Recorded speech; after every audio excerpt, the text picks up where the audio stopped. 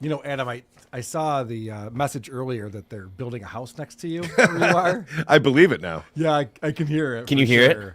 Really? Yeah. Well, when we were all silent just now, I could definitely make out some construction going on. Let me check the mic. This will be the first episode with a music bed through the whole thing. That's a good idea. Should I do that? Should I do that setting on yours? Let me see. Edit mic settings. I did it. Yeah, if you can do it too.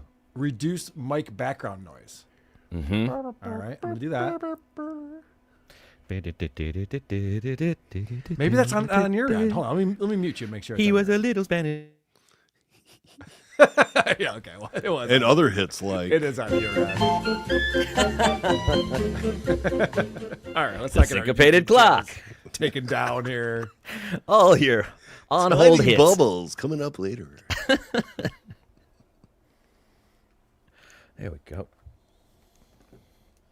We got a lot of stuff to talk about today. I couldn't even give you all the stuff from this morning's StutJo. It was tremendous. Oh, I'm glad you grabbed what you grabbed because Tukey was texting me about that. Oh, what was he saying? Well, the same thing I think we're going to say about it. Just the irony. He had another hot take about, it's fantastic. He had another hot take about maybe it was everyone else in Community that were the assholes and Chevy Chase was the good guy. He would have that take. Fucking idiots. That's hysterical. It was remarkable. It's the funniest thing he said. It is remarkable. Mm-hmm. All right. Well, I guess we're live on YouTube. People can hear us and see us. Hello. This is all happening right now. Mm-hmm, mm-hmm. A man named Carl. You're hearing the drops that we have. Boom! Hot take! Shut the fuck up, asswipe, and suck my cock. Okay, good. This is not a show. Good. This is not the show. Show will start momentarily. We got a very jam-packed agenda, so I want to get started right away. But first, I want to play this for you. This is from This Little Piggy on Friday. Something very funny occurred on This Little Piggy that I think is worth checking out. This is our buddy, the Aussie guy, Dean, posted this on X.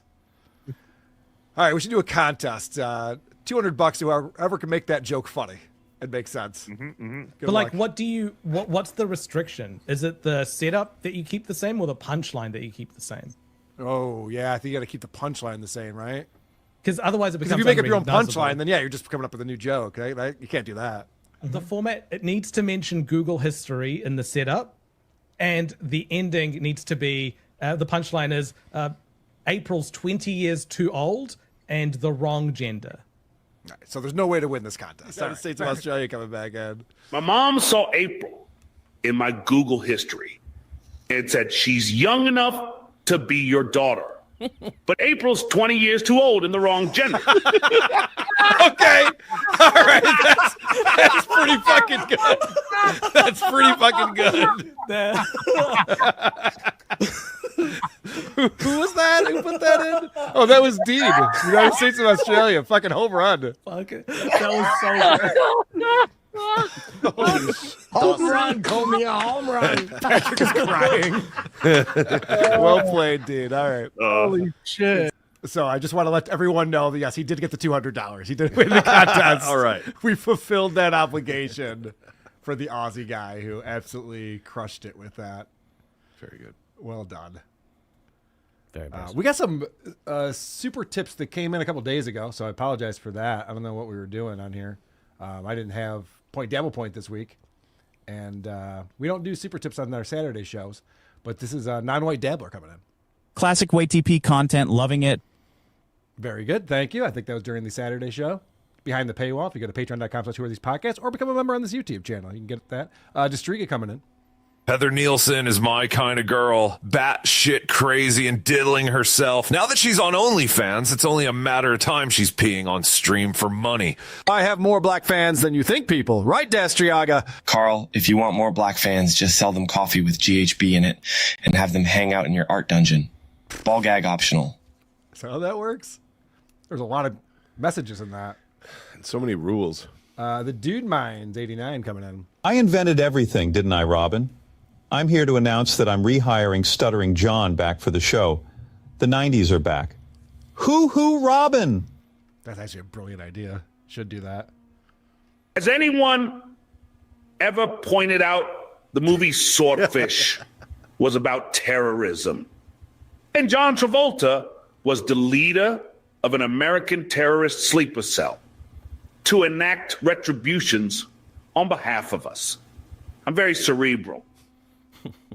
Sounds nefarious. It would make sense. That's why he brought it up on 9/11. Finally, we have a good reason. No, it makes sense. Go ahead, Adam. I was going through New York City the other day, and at every corner, I thought about Adam's odes to simply being in the city. It really helped me get the most out of a trip through the place I used to live. All right. Very good. Coming to think about it, my job is no different from a fireman running into a fire. Because with my comedy, I rescue people from the flames of fascism, bigotry, and homophobia. You're the hero we deserve, Tom. That would have been a better answer, for sure. A barrister, 1401. Carl, it's bad form for you to rip off Shuley doing Stuttering John and Stephanie Miller podcasts. Just like it was bad form for you to rip off Jocktober. Right. Oh, hey, barrister. Good points. Very good points. Go out. You can take these. Producer Chris is awesome. Now, there's something we can all agree on, Norab Nibrock. Mm-hmm. Hellraiser, so long, Wiggy. I'm excited to find out this Howard Stern news. I haven't heard all of it. Ray, Prabut, with Stern gone, will SJ finally get that call from Sirius? There's another guy putting his hat in the ring. I have some Opie clips coming up no. later on. He's going to get the gig, I think. Please tell me he didn't, like, superimpose his face over Howard's face, did he? He just wants to do the weather segment. Silent Shape has become a YouTube member. Thank you, Silent Shape. Thank you very much, Silent Shape. Mike Rouch keep kicking ass, fellas. Thank you. Thank you very much, Mike Rouch. Ah, damn. I don't know why Adam stumbled on that one. I'm trying to give it a different spin. Seemed pretty obvious to me.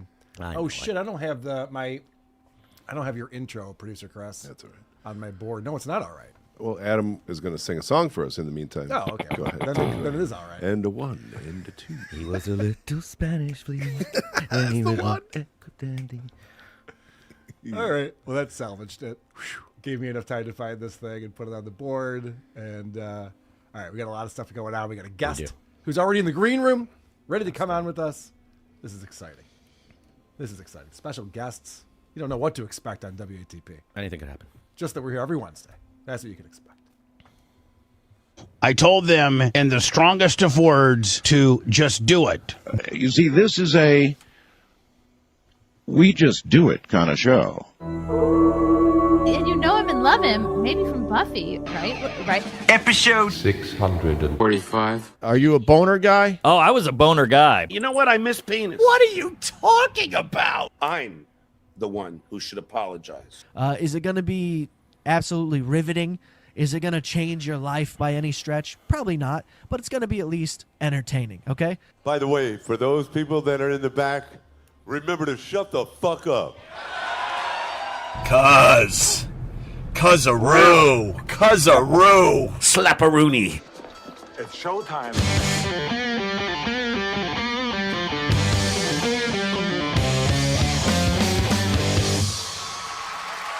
WATP. Hello, Rubbernicks and Cuzzaroos. Welcome to another episode of Who Are These Podcasts, the only show that's putting a moratorium on calling the host club-footed. I'm your thin-skinned host, Carl. And with me every Wednesday, a man who is affectionately known as WATP's Adam Bush, I think. It's Adam Bush. It's the nicest thing they could think of. I'm so happy to be here. Producer Chris is here as well. Hello. Please go to whoarethese.com so we get our email address, voicemail number, link to our subreddit, link to our Discord server, link to our merchandise, link to our YouTube channel, and that link to Patreon and SuperCast, featuring 2 exclusive bonus episodes every single month. You can watch the shows live when they air on Wednesdays and Saturdays or anytime thereafter. Completely unedited. You get the links. You can go on there and check that out. We will be live at the Villa Roma Resort in the Catskills in New York State at Chrissy Mayer's Content Hotel. We'll be in a theater on September 5th at 7:30 p.m. You can watch WATP live, and it is quite the lineup. I am talking about Adam Bush. Wow. I am talking about Missy B. I'm talking about Jenny Jingles. Jesus Christ. Lucy Tightbox. My God. Did I mention Anthony Cumia? What? Go back to Lucy? Anthony? It's going to be a great lineup. Chrissy's going to be there too, and a whole bunch of other content creators hanging out for the entire weekend. If you want to spend the weekend with us, there's a bunch of other comedy shows. I'm going to be down there to see Dave Landau Thursday night, and then there's other podcasts and shows going on. So check that out. WTPlive.com is where you want to go to get your tickets for that. We're just 1 month away. One month away from that show. Also, we encourage our listeners, give us 5 stars on Apple Podcasts, and then shit all over us in the comment section. Today, we'll be talking about Stuttering John on Stephanie Miller, continuing to make it all about sex, even when the guests hate it. Dick and Vito had a huge blowout on the biggest problem in the universe. Adam Bush hung out on the SimpCast. I did. And also chatted KarmicX, getting a reaction from Karmic.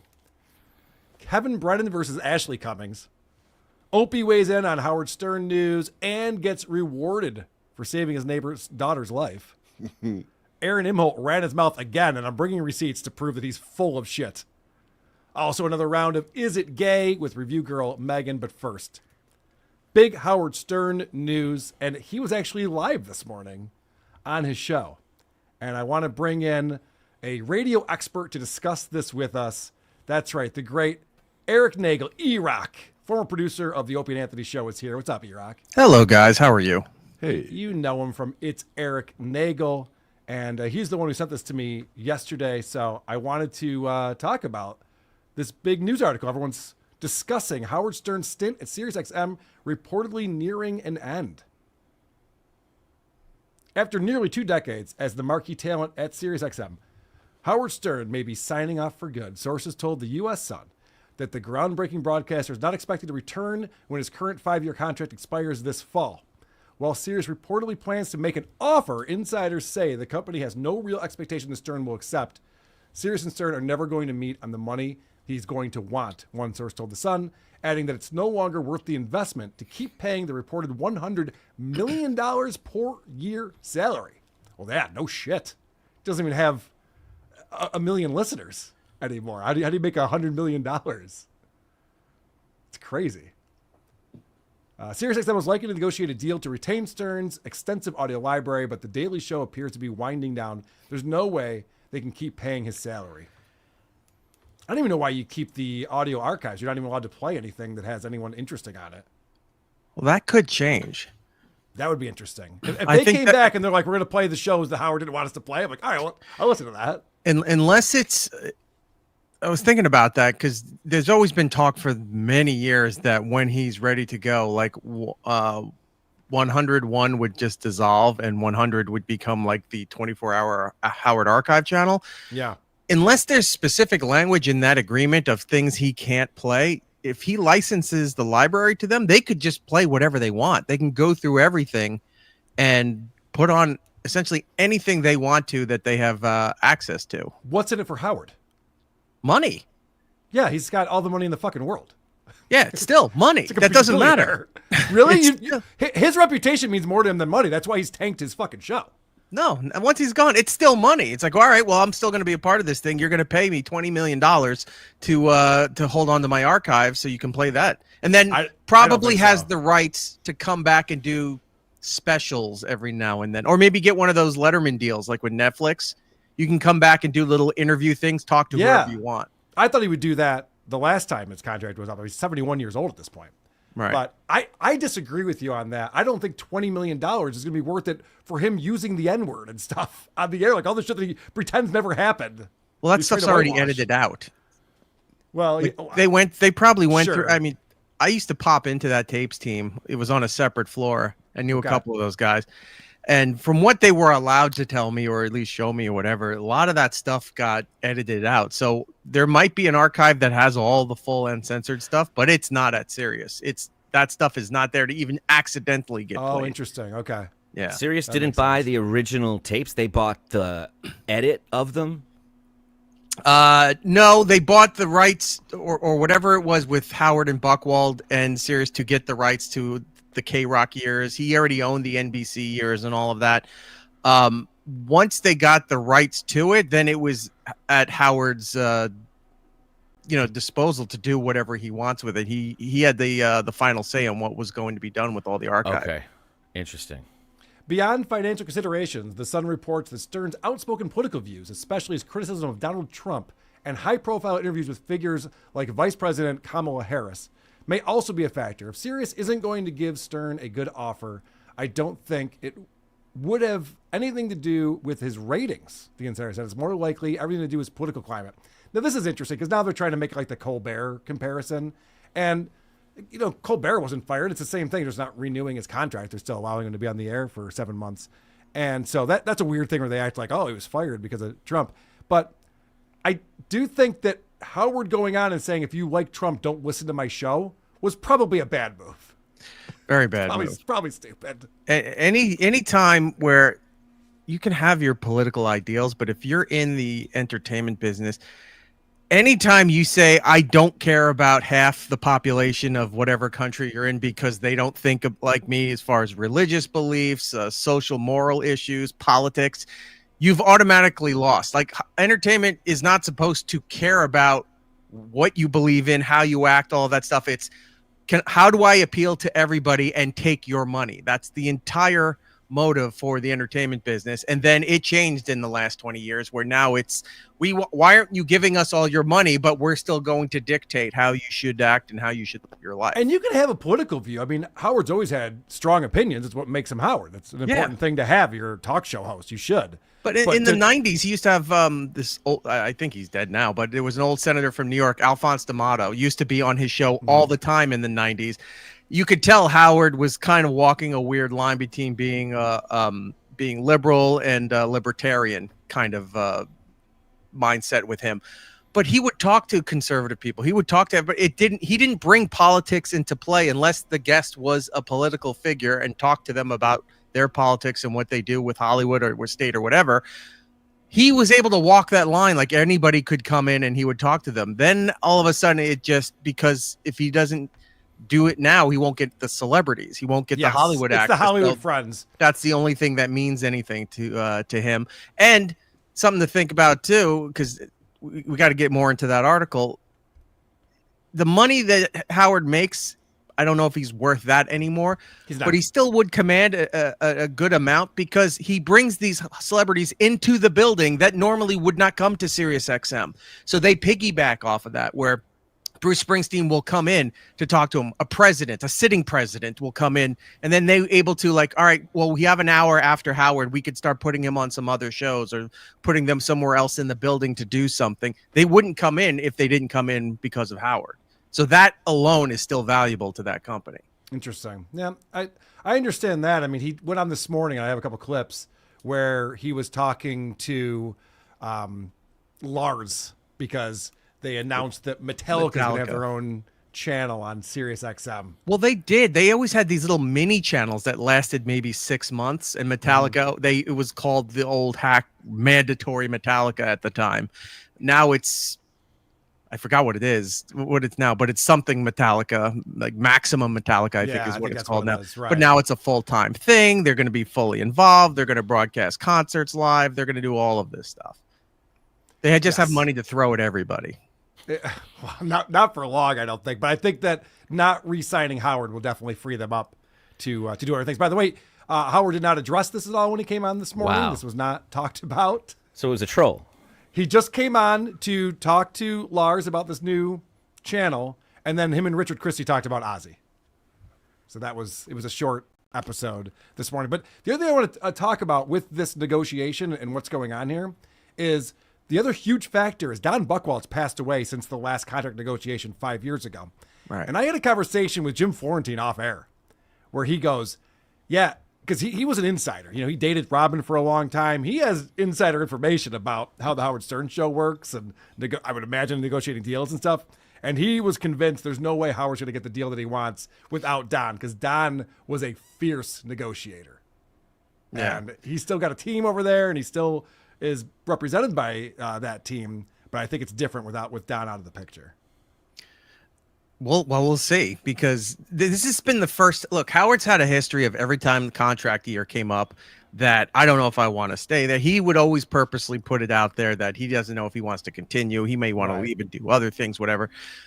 This has been the first time, and it still could be everything's wrestling now, so this still could be a complete work. But this was the first time from the beginning of this year, Howard started saying the reverse. He's like, they're not even talking to me. I haven't really talked to them yet. We've reached out. They haven't said anything to them. A lot of it came last fall when they made the announcement for Alex Cooper. They bought Alex Cooper's podcast and her podcast network, $120 million for all of that, so that she has her talk channel. She has a music channel. They have the rights to the podcast to do advertising. I think they put it out like a week or a day or something before it goes out to the public. Sirius has the access to it. When she launched in middle of January, she was on television everywhere. She was on all their new advertising and billboards and all of that stuff. I think he might be right on this. He felt like he thinks they're trying to make her the face of the company now. It's not about Howard anymore. It's going to be about Alex Cooper and this new younger generation of podcasters. And podcasters specifically, because they also have Smartless, which they spent $100 million on. They spent $150 a couple years ago, $150 million on Conan O'Brien and his network, which, by the way, was one of the dumbest deals they made. I love Conan, but they spent $150 million to get Conan's podcast network, and the archives to all of that stuff, plus run his stuff on the radio. They did not negotiate anything for his video archives. So after the Sirius deal, Conan sold the same catalog, but the video version, to Samsung, so that you get Samsung exclusive video access through the phones, their technology. They have a streaming Samsung channel somewhere. So you get that like a day or something before it goes out on YouTube and whatever. So he sold the same catalog twice, and Sirius did not think to get the video rights to use for social media, to use for promotions, commercials, all of that stuff. Since then, every deal that they made has been $100 million, but they got video access rights to promotions and everything. Well, I am Team Coco, so I'm glad that he was able to pull that off. Yeah. I want to play some clips from this morning's show that Howard did. I saw someone in the chat say that the Lars interview was pre-recorded. That's probably true. But so thank you to Christian Blatt for pulling these clips for us. He thought the only interesting part about this was the fake caller that called in. One thing you can count on from the Howard Stern show in these times are fake callers and scripted bullshit. Tom from Texas. Go ahead, Tom. My king, oh my king. I just wanted to catch, thank you. I wanted to catch Lars to tell him I caught James Hetfield's pick at Woodstock 99. I threw my hand like a Frisbee, and he was about 40 feet away. It hit my hand again, fell on the ground, and the bouncer remembered me being at the front the whole time pulling girls out because they'd be passed out and couldn't fall down. But I just wanted to say that to Lars, and maybe he's still listening. He's not. And who the fuck? Why are you putting this call through? This guy caught a guitar pick in 1999 and he wants to tell Lars about it? You can tell it's fake. One, obviously the content. Two, how clear that phone line sounds compared to all it. You can tell when a caller is on a cell phone somewhere. That on a hard line could be in the back office, could be down the hall, could be somewhere else. But am I being too loud? He sounded suspiciously like Ron the waiter. He did. He's trying to get in everywhere. He's probably James, listening. I caught his pick, and people are. People are I probably always think saying to me, "How much is that pick worth?" And I'm like, "I'll never sell it, not even to them." Well, how much is that pick worth? 60 cents. 60 fucking cents. Who gives a shit? Richard, that move where guitar players are on stage and they flick their pick into the audience. Like if I was good enough to be like a rock star, I would do that move. That seems pretty cool, like winging Howard, those picks. I want one of your picks. Dude, look at this, Richard. I got a pick I made up. Well, I didn't make it up. Nice. Dunlop did. This is my favorite pick. It says HS with the logo and Howard Stern. You see that beautiful. pick? I want one, Howard. I don't want you the want storage. too. It's going to end up in storage. I know it is. You're absolutely right. Could you imagine being oh, my king, I want one, Howard. this person doesn't exist anymore. It's not a thing. When he said Tom from Texas, I thought it was going to be Eric the actor in a funny voice. Yeah, right. This is not Eric. Tom from Texas. He just made up that alliteration. Yeah. But I think that this also has to do with stroking Howard's ego. I'm sure the writers know that, like, we got to, like, make it seem like he still has that same clout and fan base that he used to. And talk about him being a guitarist. Yeah. I want your guitar pick, Howard. Well, it's funny you asked that. I actually have my own guitar pick. Why? You suck. Who cares?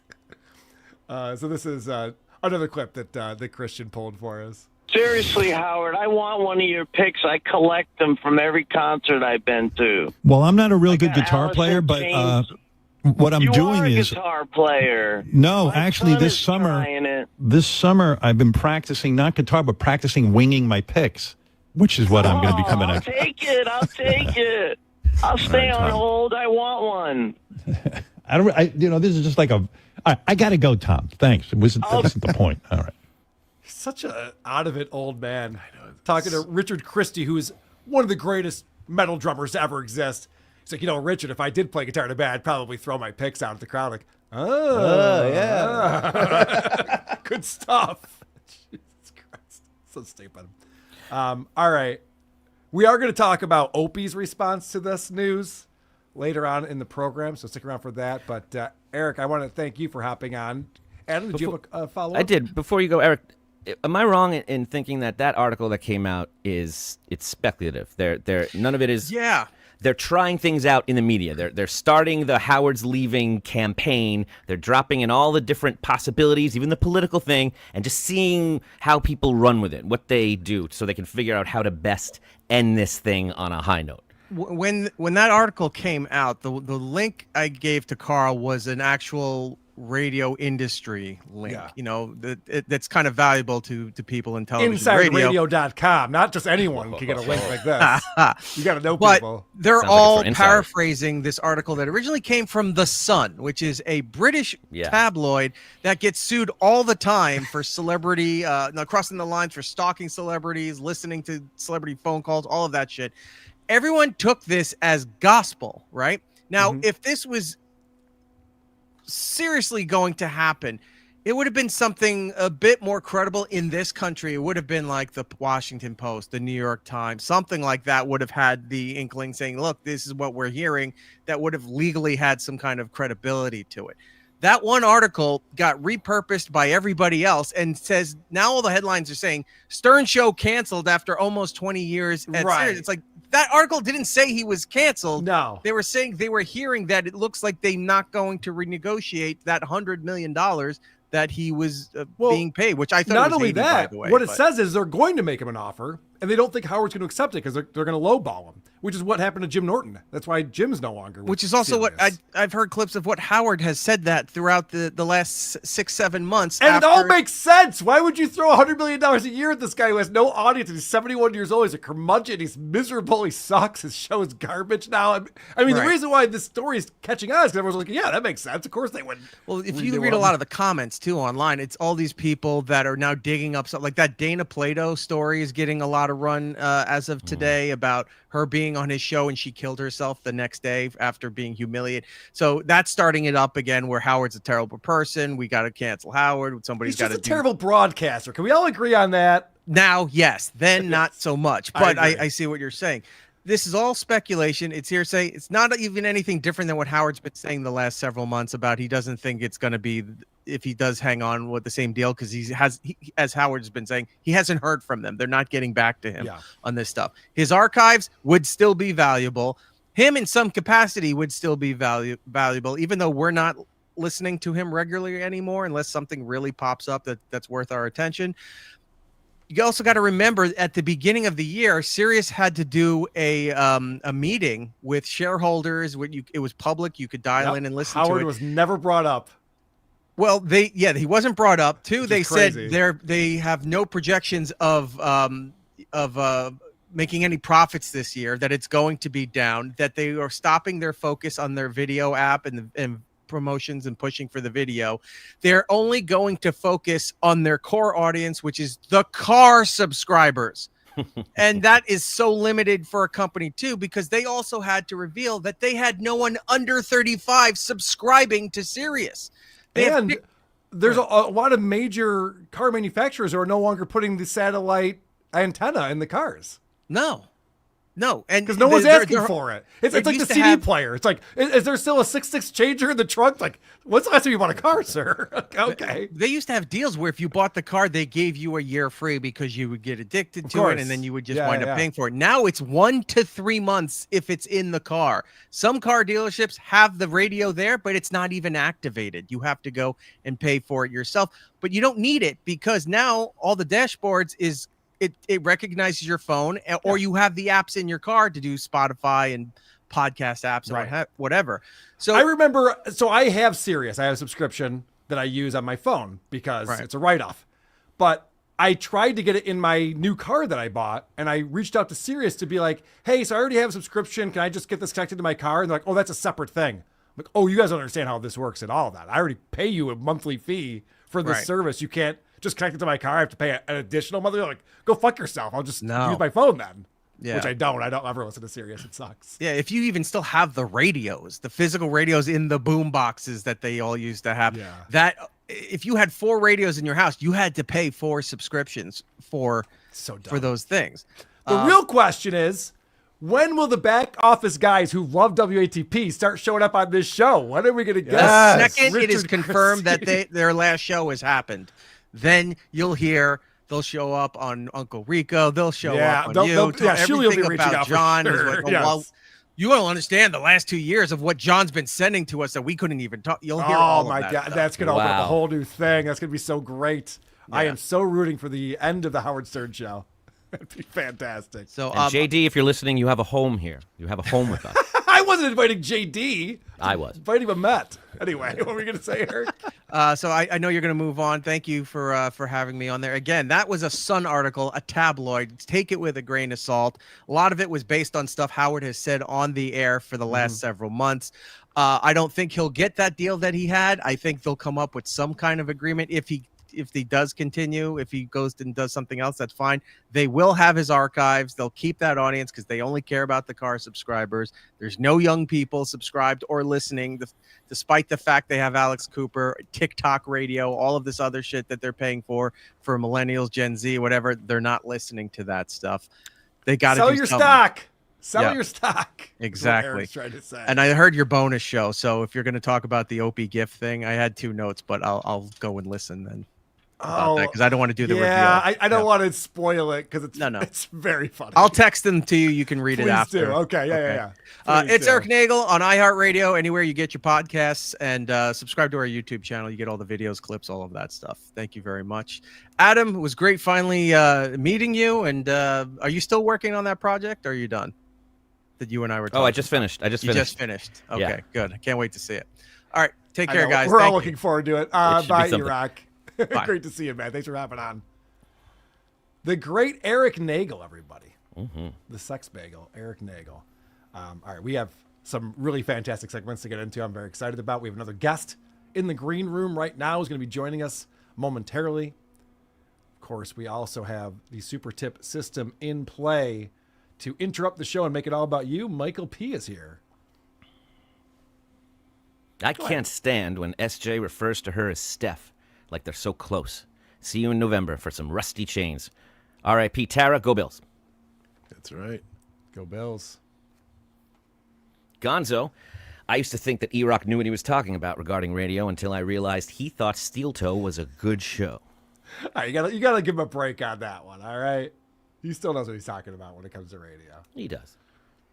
James Q. Legend coming in. I saw Keanu's balloon knot. Least no ankle tattoo.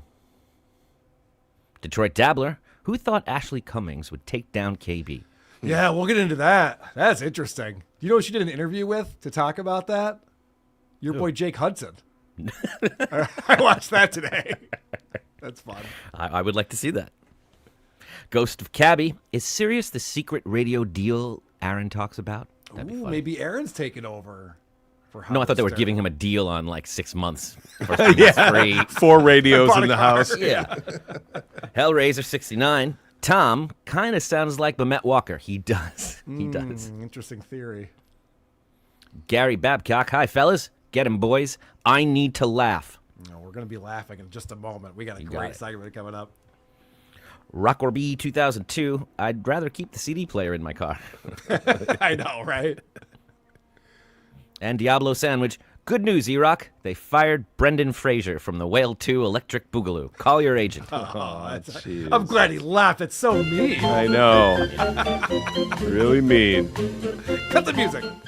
All right. So we do have to talk about Stuttering John's time on the Stephanie Miller Show. We've been going through. We got all of the archives of the happy hour show that Stephanie Miller was doing. And she decided to hire John to not only book the show, but also run the board. Bloody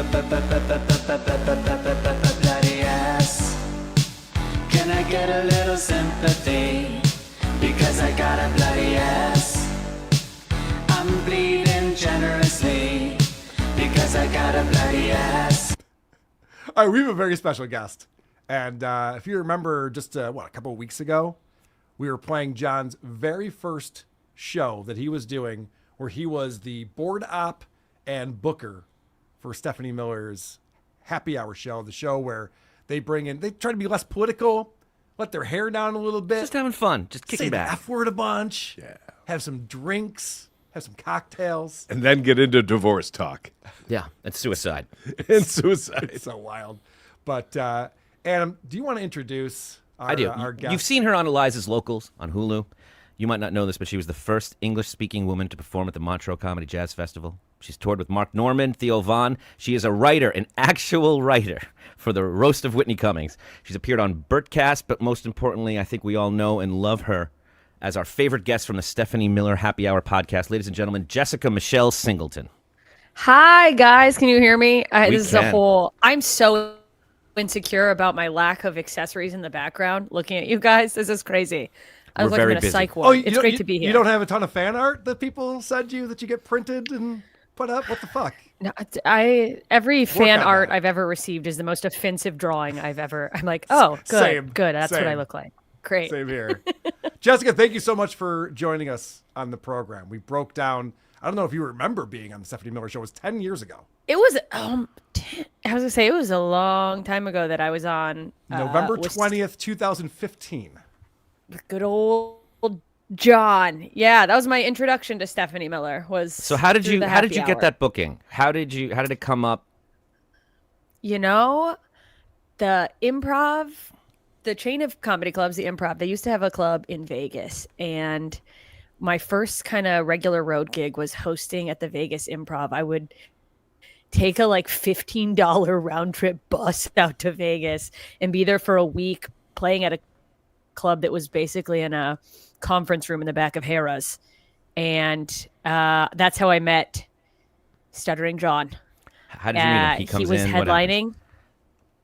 He's a headliner. He was the headliner, and I am woefully unaware of so many people. So I didn't know this guy at all. And we did a week together at the Improv, and he was like, I have some friends. It was long. It was a long. They're always long, but. But him particularly, what's he like to work with? How does he approach you and ask you? He headlines, you're the opener, and he's like, "Hey, you want to do a week?" Like, well, how does it come up? What happens? Host. Well, no, okay. he didn't ask me at all. The club did, and okay. He was very like, oh, you're a new baby comedian. I'll show you a thing or two. Let me teach you about the world of comedy. And he had some friends come out to the show that had a restaurant, like one of the Friday or Saturday nights, the weekend. And he's like, want to come out with me and my friends? And me, being a young comedian who's like, gotta hang out with the headliners and be cool. Mm-hmm. I'll go to your friend's restaurant. We went out. We had some drinks. And, I don't 100% remember the exact situation. He tried to make a move. Mm-hmm. Jessica, this is a perfect segue. I have the clip. Let me remind you what John said on the Stephanie Miller Show when he did the week with you in Vegas. And he kept being like, I can't. I'm just kidding. Unless you're like, you're in. No, he's never. Listen, he's never fucking kidding. I Steph, know. Steph, the actual line I said there was like, look, we both know that you want to be with me. Oh, that is what you said. Obviously, like, I'm a good-looking guy. Like, I'm an Adonis. That confidence. I would kill for that kind of confidence. Why do guys have that? Why do guys? So it's all coming back Yeah. aggressively quickly. I have a couple more clips that I want to play for you to remind you what's going on here. But basically, what we watched was John was trying to fuck you in Vegas, didn't work out, but he didn't give up. So No, he thought, you know what? There's something to be said about tenacity. It's got to be stopped. Sure. Yeah. Sometimes it works. But he was trying to fuck you in Vegas, didn't work out. But then he's just like, well, now I got this new cool job with Stephanie Miller. I'll bring her on and impress her there. And he hits on you nonstop in this episode. We broke it down. I'll send you the link. But he hits on you nonstop. And you do such a brilliant job of deflecting and shutting it down every time that we were applauding you. You were the star of the show. Thank you so much. You know, it's a weird line you walk as a woman in comedy, probably in any male-dominated industry, where you're like, well, I'm happy to be here, but also it's still never going to happen. But I would like to build this bridge with this lady who seems cool. Mm-hmm. It's, I found that you can't say nothing because, well, look what happens when you even say something. But yeah, I don't know. We all saw what was going on, though. We saw he put you in a very uncomfortable situation over and over again. Yeah. This is his first day on the job. This is his first day on the job. See, I don't think I knew that. I thought it was his last day. I thought it was like, go out swinging. Yeah, it should have been. I mean, the first day? That's crazy. I know. To just be like, yeah, let me bring in this young lady. And I was like, everyone in the room is like, what's going on here, dude? Well, the other thing that I was picking up on, and maybe you have better insight into this, is that you come on as a comedian, and I assume that you're going to go on there and like roll with things and tell jokes and maybe have some anecdotes on the road and stuff like that. And all John wants to talk about is sex. And you're like, yeah, I don't know, man. Did I kiss a girl once? I think so. What are we doing? What's going on? Yeah, I was like, what a wild difference from what I thought this show would be. But, you know, this is, maybe it's wrong for me to victim blame. A thing I run into as a comedian, and it happens less probably because I'm getting older, so men are like, put her out to pasture. But also, I write less about sex. When I first started, I had a lot of dirty material. And a thing that happens with fans, with random men on the internet, they think, well, she talks about sex in her act. So obviously she wants to talk about sex with me. And you're like, no. Like people hear a woman talk about sex and they're like, her pussy's a clown car. Let's get in there. And do you have anything else? I have some more clips that I want to play. I do. I'm curious, what was the vibe like from Stephanie? Like, did you get the impression that to walk into somebody who invites you to a gig and you get, all of a sudden you realize the host doesn't seem to like them, the other co-hosts don't seem to like them, I'm ragging on him. Like, was that unexpected, or is that what it's like spending time around John all the time? You know, now realizing, or maybe I did know and I forgot that it was his first show. I was kind of unfamiliar with that show from Stephanie Miller. So I was like, is this like the reverse of that classic shock jock radio where there was always like the one dumb hot girl. And I'm like, are they trying to do the reverse where there's just like this ding dong guy in the corner that everyone picks on? Is it like a shtick? So I was just trying to roll with it. But I was like, she seems so annoyed. She's like, what is this guy doing? And I was like, I think she literally said, I should have done a better job before I hired this guy. Yeah, well, anytime I came back on later on the Stephanie Miller show, and he was not the producer. Oh, that's funny. They invited you back without John. Yeah.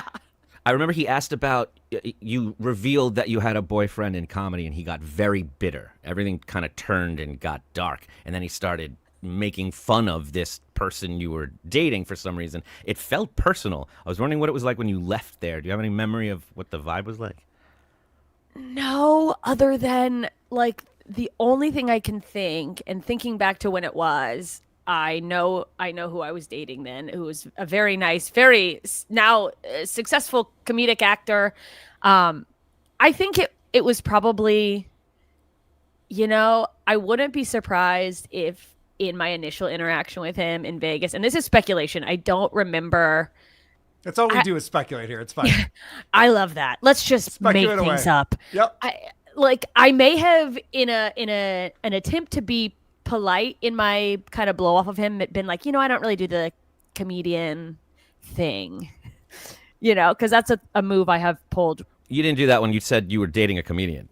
No, yeah, well, I think that's what I was saying is like I think maybe initially when I interacted with, not on the show, but like in Vegas, I might have been. But yeah, so John was pissed off. He was like, "Oh, you do date comedians." Comedians. That's the only thing I can think, or that like that makes sense. Yeah, that why another comedian, or who is he? Is he as successful as I am? And well, that was what he He said. knows that he is. Yeah. No, that was Is his that insult. is He what goes, he said? I never heard of him, is what he said. And Stephanie said, "Good one. Oh, good one." Like she knew what he was doing. It was very obvious to everyone but him. Well, this is more of John talking about how nice he was to you when you guys were hanging out in Vegas together. Wow. Okay. No, I was so nice to you. I bought you drinks. I got you free drinks all night. You did not. He gets free drinks from the bartender there. That's right. That's right. And what do you guys think? Like, oh drank half wow, of it and thanks. Can I passed just it on have here. the $5? Like, Ooh, wait. a Bud Light. $5. I'm gonna spread my legs. I'm already wet. So this is a ridiculous thing that John goes, "I was so nice to you. I bought you drinks all night. You're trying to get her drunk." Yeah, you were It's not a trying nice to get me thing. to forget that I had any sense of morals or Dignity. taste or but also like the fact that they were free drinks is like you didn't even spend $1 on those. And not that there's absolutely not a dollar amount that a woman owes you anything. If there's any, just to all the men listening, you can't buy a PBR and expect a blowjob. Like, let it go. But he did use the word bought. I bought you drinks all night. That's his move. I think I paid the tip. Like, I'm sure you I did. bet you did, yeah. carry cash. He checks out. is the cheapest. I don't have any cash. Oh, You got any shit. cash, I Jessica? forgot my wallet. I'll get you when we get back to the room. Come up to my room. I'll pay you Yeah, back. That's how the you do move. it right there. We both know you want me. Well, this was like some of the awkward stuff that we were watching, because anytime you would talk about anything sexual, and I guess at this time you were doing this thing where you're taking photos with your pants off at historical I used to do it. I places. thought it was funny, and now I'm like, Yeah, we're not judging. Trust me. But so you're talking about how you're like, well, I don't have like this banging body. That's why I think it's kind of comical and funny that I do this thing. And John just can't help himself. Like, it's not funny because you have a nice body. It's funny when I do it because have a I don't great have body. My butt is really, but you know what? I'm sure Listen, people you're are gonna have to show us. Look, I would hit that. Oh, good. You would hit anything. Wow. What a fucking creep, too. He gave you that look like, by the way, if you wanted it, I'd give it to you. You're just like, yeah, I know. yeah, you've made Well, that where you want to fuck painfully- me. We have established that. Jesus. Right? Stop It just already. also like, what a compliment. Oh, you would have sex with me. Thank you. I can sleep at night. Coco the gorilla. He does that at the end of the episode too. He gives you a nod where he says, "You're pretty funny." Like he's Johnny giving you the seat next to him, and you're just kind of like, "Okay, thank you." Yeah, that's the worst. It's just like, I know I'm funny. That's It's not going to work on you. At least he But stayed coming consistent. from John. I mean, yeah, the big compliment from the guy in the corner that everyone's been annihilating the entire episode. Right. Yes, they did rag on him the whole time. So if there is a smelly has-been who's trying to get with you, is there a certain technique they should use? In case John's watching. You said Bud Lights. What else? I want to be. We need to go harder. We need Jack Daniels. Yeah, we're gonna have to okay. go That pay makes for more the sense. drink. Now, I'm just Fireball? saying, you know what? Get a 2x4. Knock me out. And I know in this climate, a lot of people are gonna be against this, but just cold clock me, and then maybe I'll be into it. I don't know. Be funny. Don't be a pig. I would have led with be funny, but I liked your canner on that. Yeah, knock her out. Yeah, she doesn't just remember it. kill me. I'm gonna assume you guys are still friends. You still keep in touch, you and John, and We're not. I haven't heard from him in a while. I don't have any actual animosity toward him. Things like that. There've been if I had $1 for every time, the amount of opportunities I've gotten from me going, "Hey man, don't do that. That's a little weird," and then the male comedian has gone, "Oh my god, I'm so sorry," and in their own guilt, they go, "Do this. I got this thing for you." Interesting. So I can't say I haven't benefited from that in a way, but like, I don't have any bad blood with the guy. It just I haven't heard from him in years. He maybe finally was like, okay, I guess. Well, he's had to change his number a few times. I guess it's not going to happen. Yeah. Damn. Jessica, I have clips from his 3rd ever episode. He had a comedian on named Nick Guerra. Would you like to join us for this? Watch some clips with us? Sure, I love it. You don't have to. I'm not trying to. I feel like now I'm John. No, you're right to think it over. I am curious to see how he treats a very beautiful small man as opposed to a small woman. I believe Nick Guerra. Did Nick have long hair at the time? He did, yes. This is 2015 still. He used to have such beautiful hair. He's the winner of the 2015 NBC's Last Comic Standing show at this time. So he's riding a high. He's a big get that John gets on the show. And what I love about this, so this is you were there for the first episode. We watched John on the 2nd episode talk to one of his drinking buddies who does stand up on the side. And the guy's been married for decades. And he just talked about sex the whole time with this guy. And the guy's like, yeah, man, I don't know. I've been married for a long time. John just brings up sex with everyone. So it wasn't just you, unfortunately. I'm hurt, but also relieved. Yeah, exactly. So this is how the show starts off. What I like about this is we're 3 episodes in. John's still working the board at this point. We know at some point he will be taken off the board. But Stephanie introduces him as Coco the gorilla because she has no respect for him anymore. I hear nothing but from good things from Coco the gorilla over there on the board. Are we recording? Because I'd hate to do this whole thing. There you go. That's good. That's really Where's your good. kitten? You look like an animatronic. Is this recording? Is everything good? Yeah, 'Cause we'd everything's hate to do good. this. Everything's Because good you know stuff. what? He says you're going to be a huge superstar. She had to ask twice if it's recording, which tells me Wow. there was a time or two when it was not recording. Yeah, what episodes have you not seen? Right. That Yeah, never how made many, it how many there. are missing from the He's also making archives? facial jokes on the radio, which she would assume he's not even rolling. Why are you making funny faces that we can't see? Stephanie brings up Oh, that when she God. was in 6th grade, she looked like Nick does, the guest here, because of how her hair was. And fucking John, he's obsessed with Stephanie, who's a lesbian, and obsessed with the time before she came out. Yeah, you did have sex with men at some Oh point. yes, I did. I did, Nick. Really? Yes. Did you like it? Listen, we covered this in previous happy hours. Let's focus on Nick. Yes, I suck a mean dick. We've discussed this previously, Nick. You sucked off Richard Nixon? I mean, No. God, Jim Ward is such a fucking no talent. It's a political show. He's going for, I've learned more about Nick Ward since this because we have been doing some research. He's a voice actor. His job is to do voices on there. He stinks. Even when it's scripted? He's no Billy West. Oh, that I can tell you for sure. I believe it. All right. Well, who is? But of course, that's a good point. But could you imagine? He keeps bringing up Stephanie. Remember when you had sex with men, right? You had sex with men. Even when you were on the show, he's just like, well, why won't you do it again? Like he's still trying to fuck Stephanie. He's trying to fuck. Yeah, it's you. also like, do you think you're going to be at the front of that line? Right. She's going to be like, you're right. Let's do it, John. John actually tells. I'm a sitting there story about- watching. I'm sorry. Sorry, John go actually ahead. tells a story about there was a lesbian at a bar he was hanging out at, and he was hitting on her, and she said to him, "You know what? I miss penis." Which definitely did not happen. That was the story he told. What were you saying, Jessica? You know what? I don't even know. I But interrupted. no, you know what I It's- was it's saying my is fault. watching Stephanie in this interaction with John makes me feel like it almost makes me go, maybe being gay's a choice. And she, and she's met too many men like John, and she's like, you know what? Enough is enough. Yeah.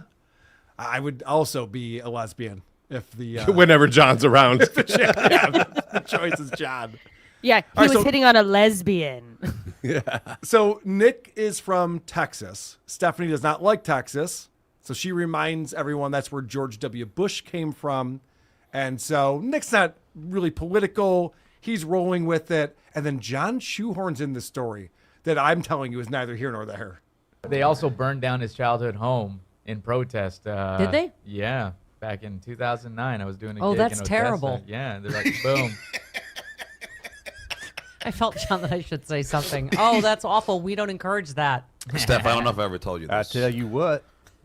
But I went to a Yes, Yankee Tom. game when the Yankees was playing the Texas Rangers. That was a stutter. Yeah. And these guys, like, just, they were fans, so they brought me back to their house. They had like 7 guns in their closet and started shooting it outside. Okay. Yeah, there you go. Science. I was about to say, just 7? I was like, only in 7? Texas, they call that poor. Yeah. That's a starter pack right there, man. Yeah. That was the full story John told. It's obvious he knows nothing about Wow. the country he lives in. If he's just like, can you believe it? These people in Texas own guns. Yeah. That's now the 4th time we've heard him say, Steph, did I tell you this story? Yeah. Did I tell you Why this? would he have told her this story? It's not a story. It's not a story. You're right. It's I was not a testing you. story. He doesn't, it doesn't matter because he'll say, Steph, I know I told you this, but, and then launch into it anyway. Oh, yeah, you're True. right. Yeah, he does. He has that move too. Can't win. I wonder if they pulled out the guns because he was trying to have sex with them. Yeah. One of the things that we've learned about John is that he books the guests and then his prep sucks. The information he gives to Stephanie to bring in someone cold and just have a conversation with is very difficult, as you see in this clip. But I understand from your press release here that you skewer relationships, family, and everyday life. Oh, man. Yes. What bio is that? Yeah. I don't know. That's such a basic bio. Apparently, you have a cool and energetic attitude. That's you put that together to try to be like, yeah, guys, come see me, because they won't. Like, come see my show. did you notice that the camera guy knew to look at John when she complained about the prep on there? And John knew to look at the camera. Yeah, and he's just like, oh, that's me. I did something. Mm-hmm. Cool and energetic attitude. What am I supposed to do with this, John, is what Stephanie is saying. She's reading through this. Oh, God. There's nothing more mortifying than when you're a guest on a show, no matter what, even if it's an up-to-date bio, but when it's old, just like sitting there. For me, like when they're reading it, you're like, oh, God, I typed that, and it's so formal and such a nightmare. Yeah. I mean, it's supposed to be on a website somewhere where people are buying tickets to the comedy club. It's not supposed to be the prep for the hosts of the show. Yeah, you're supposed to pick out the things that, like, okay, here's some cool piece of information, some credits, but he's just giving these, like, word for word. Informative, yeah, just Yeah. word for word. No finesse. Yeah, Jessica, his job would be to find the credits that would interest Stephanie, or more importantly, the audience, and then lead her towards those, as opposed to here's a cool, funny guy with interesting stuff. Do you have any memory of what he told you about this show? Before I was on? Like to book you on it. Do you remember what he said, or did he just say, come do this thing? He said, he said it was he did say, I think he said, he's like, oh, yeah, it's uncensored. You could come and talk about whatever. It's, she's really cool. You guys will get along. Everybody's cool. Cool, funny guy. And so he told you the same thing. I was like, yeah, sure. I'll do it. I mean, I think I I'll probably ask you looked about up your Stephanie pussy. Miller because I don't think It'll I be knew who funny. she was before that. Yeah, and I was like, oh, okay, yeah, I'll do that. She seems like a cool person to get to know. I'll go talk to this lady. And I did enjoy talking to her, but yeah, no, I had no idea what I was getting into. It was, I don't know, maybe it wasn't so early in the morning. I've done her regular show, and it's like, right, yeah, no, this was a happy o'clock. hour we were drinking. But there was a certain point in your episode where you and Stephanie are having this like serious conversation about depression and SSRIs and how you treat depression and stuff. I'm a hoot. And I know. And John interrupts and by the way, it's the host's fault if things go in that direction. It's not your fault. But John interrupts. Stephanie's not great.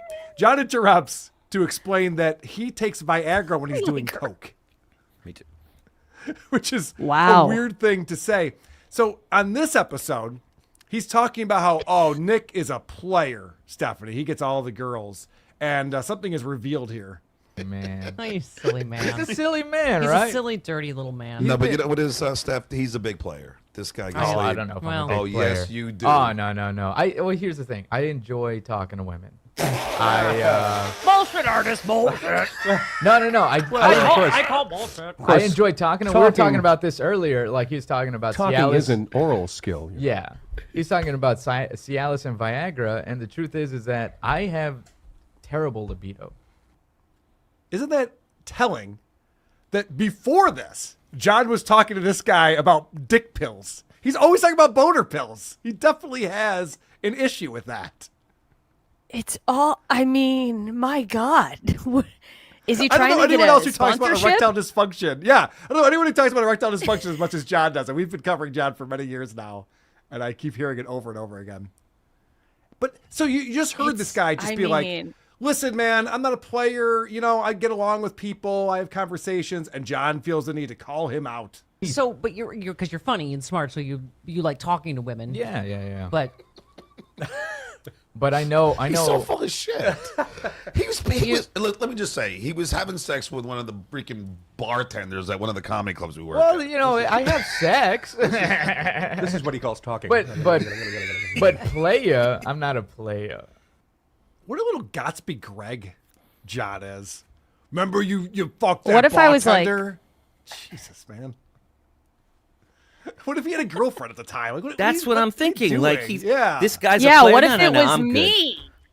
There you go. Hey, were you a bartender? at What this if club? that's the guy I was dating? That's the guy. Right. But he knows what he's doing. He knows this is whatever year guy code. I don't know how old you are. He knows you don't just shout that out. And if the guy says, no, I'm not a player, you don't go, you're full of shit. Of course you are. Right. Assuming there's someone in this guy's life that's listening to that, that's blowing up his phone right now going, what the fuck did I just hear? Like, why are you doing that? And he There's does a the same famous- thing. Yeah. There's a famous Mitch Hedberg joke. They're all famous. Where he goes, I don't have a girlfriend. I just know a girl would be very upset if she heard me say that. Yes. It's the same kind of thing. We But saw John him do it thinks to that- Jason Glern. He does I it know, to why are you you. He blowing does up it to his this spot? person. Right. John thinks that everyone's like him, and that if Yes. you're getting laid, you have to shout it from the rooftops. Yes. Right. Like, why would you be modest about this, man? You got your dick wet. He's like, Oh. yeah, I don't need to talk about that. It's fine. Yeah, he's like, because I believe it'll happen again. It's gonna be fine. Right.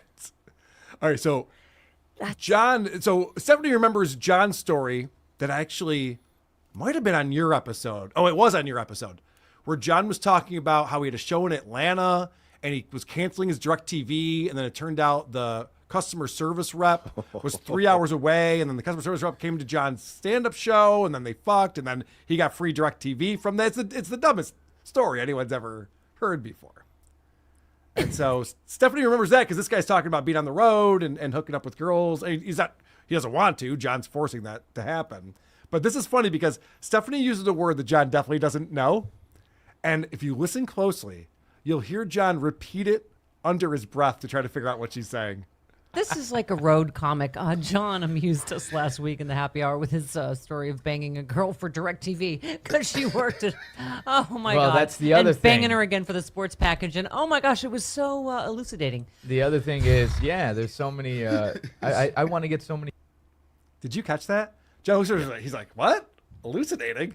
And he's like, He doesn't know if it's good or bad. Yeah, right. You know what? That was the reaction. Just like, what are you saying?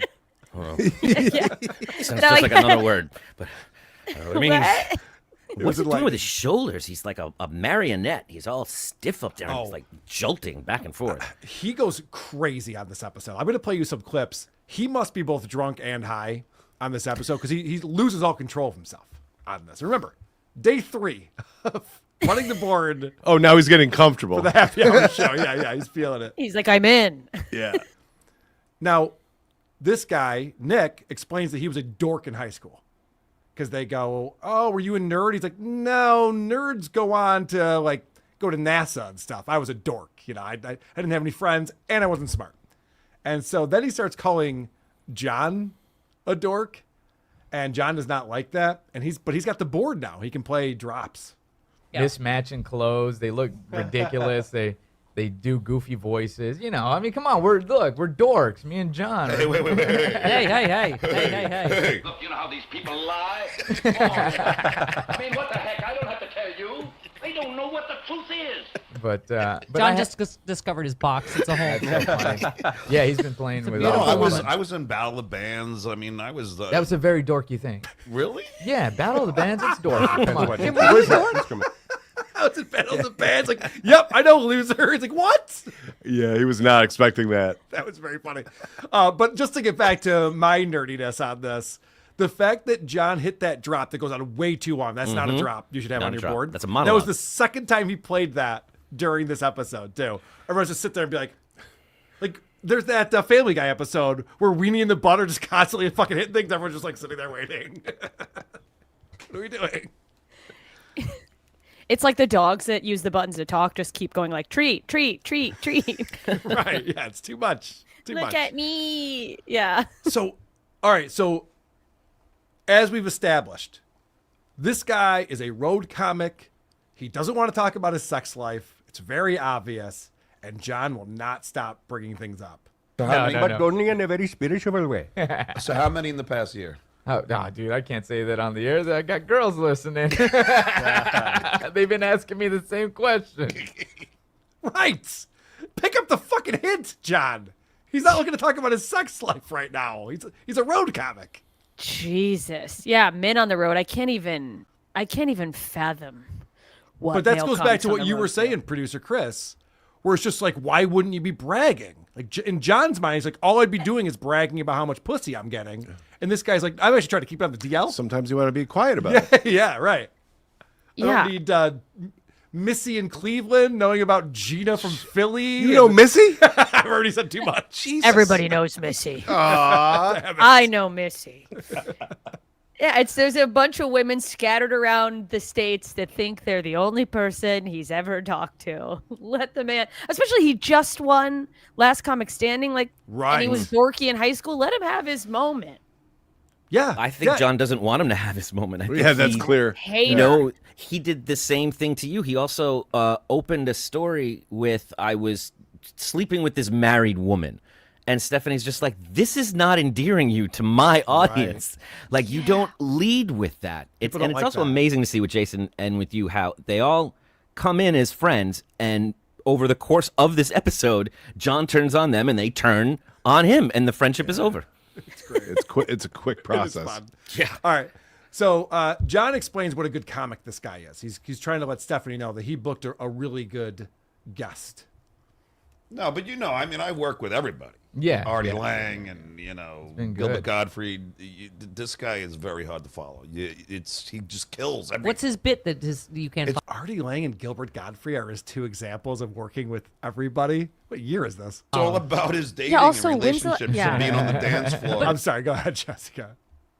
No, just when has he ever had he's never followed Artie Lang? No, he's never been like, hey Artie, come open for No, he's not following any of these people. No, they're the headliners on the Stuttering John and Friends tour. Yes. He just kills everything. What's his bit that you can't It's follow? all about his dating and relationships and being on the dance floor. But do you want to get married or no? Kids, nothing? You want No. that? No? No. Oh, so you're just gonna... I want to do the Seinfeld route. Oh, I want to do the Letterman route. I want to get very sexy. You're not Mexican. Successful before. You're not Mexican. You don't want kids? What? Okay. Yikes. This is a thing. Yeah, this is a thing that John does often, where he'll bring up stereotypes, and he pretends to be this super liberal guy on the super liberal show. And he'll be like, "Well, Mexicans, they're always having way too many kids and stuff," and they're like, "What do you mean? Everyone has their own." Yeah, way. everyone's an individual. I do love that Nick immediately corrected talking about marriage and kids. He goes, I want to go the Seinfeld route. I wonder if he was like, he married a 17-year-old. Maybe that's not a good example. That's probably not a good example. He was trying to say, I want to become successful and then get my pick of the litter. But yeah, the way that came out is a good point. Whoops. That is a good point. So He's later like, they go into this. So this guy, Nick, is Mexican. And they go into this conversation about the opportunities he's had in Hollywood now that everyone knows him as Mexican American. And he talks about how, all these writers they're trying so hard not to be stereotypical that it's actually more racist, the way they incorporate these minority characters into these roles. And I find it actually offensive, and that's why I don't audition for these roles. So they go on this long conversation about that after John made that comment about you're Mexican and why don't you want to have kids. So then John feels the need to try to make up for that. That's exactly the problem with social media. If you say you're a dog person, that means that you're completely You against cats. fucking cat killer. Yeah. Wait a minute. Hey, what? listen, No, I listen, Steph, I banged a lot of dogs. Don't talk about my ex-wife that way. Nick, the show has taken on such a feminist bent since John has joined. And, all right, that was not the clip that I thought it was. I made a bad note for myself. But that's John once again talking about sleeping with a lot of people, which he loves to do on this show. And no one's excited about that. Stephanie's face right there where it's paused is like, God, what have I done? Yes. It's not, regardless of that horrible content, like he interrupted her mid-sentence to shoehorn that in. Exactly. He thinks he's the guest on every show. This is only number 3. I know. So they pick up on the fact that Nick has an interesting laugh, and John is loving this. To dream the impossible dream. What is your type, I'm going to show tunes again. the same as your type. What? We like all the same girls. We talked about I know. Wow. It's true. We like the same kind of girls. BFFs. Hot, straight. Who doesn't like those What is girls? with that though? laugh? Oh, it's a terrible laugh. It's a That is like our era's Horseshack. That's a great description of it. He's having so much fun. Yes. He's like, this is never going to end. He is so excited about this because they're finally picking on the guest. This is the first time, and we've watched every episode so far, where they weren't picking on John. He's like, yes, we're making fun of someone else. Let's go. He's so excited about that. He can't even say anything. He's just so giddy. Yeah. He's so good. He's loving it. And we're going to see more of this. It actually reminds me of when they would make fun of Baba Booey's teeth on the Howard Stern show. John would be like, yeah, we're making fun of Baba Booey's teeth. I'm getting in here. Let's go. You know, Baba Booey just had that look on his face that was like, this hurts. This sucks. Right. This guy, when they call out his laugh, he doubles down on the laugh. And for anyone just listening, you have to see it because the bottom half of his face is like Joker wild laughing, but his eyes are just like, is anybody laughing? Has anybody? He's just looking for some kind of approval that never comes. It's very unnatural. All right. Well, this is John continues to ask sex questions from a guy who's completely uncomfortable talking about his sex life. Obviously, we've established that, and John's just out of control here. The girls I love. All right, let me ask you a question. Have you ever had sex with a girl that was not your type? That was, I don't know, like had some problem? Like, don't talk about my ex-wife that way. But Stop it. In the middle, when I just found, ran into it. like in the middle of sex, I was like, "Oh, you are not my type." But she had a penis? No. Wow, that's the biggest clit I've ever seen. Wow, you are really excited. Oh. At least I'd know how to handle that. I'd be like, I've done this. I've got years of Can I practice. say, I don't know this. what's creepier, is your laugh or his smutly laugh? That's so funny. Yeah. Thank you, Stephanie. My God, the COPD in that laugh is psychotic. And thank you to Stephanie for finally picking that up and calling that out. But also, how many times is somebody going to make an ex-wife joke? The same, my ex-wife. That Jim sucks so bad. Well, I really want to do a deep imagine dive what his into ex-wife Jim. is like. Oh, God. I really want to do a deep dive into Jim. He's never said anything remotely interesting or witty on this show. He sucks. This is just a fun, quick clip of John just slurping into the microphone. Jesus Christ. It's the radio veteran that Stephanie Miller hired from the Howard Stern show. He'll make my show legitimate. Oh, God. Ugh, gross. My God. All I right. wonder what she thought would happen versus what happened. Yeah. Well, so we've been over this quite a bit on the show.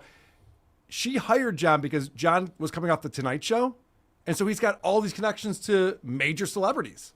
And then I was the first guest. What a bummer for her. I wasn't going to say it. I'm glad No, you I mean, did. I mean, when I got there, I was like, I'm not supposed to be here. This is a mistake. No, he explained it to her. She's cool. This girl's cool. Don't worry about it. This girl's cool. Read her I bought bio. You're drinks going to in- love her.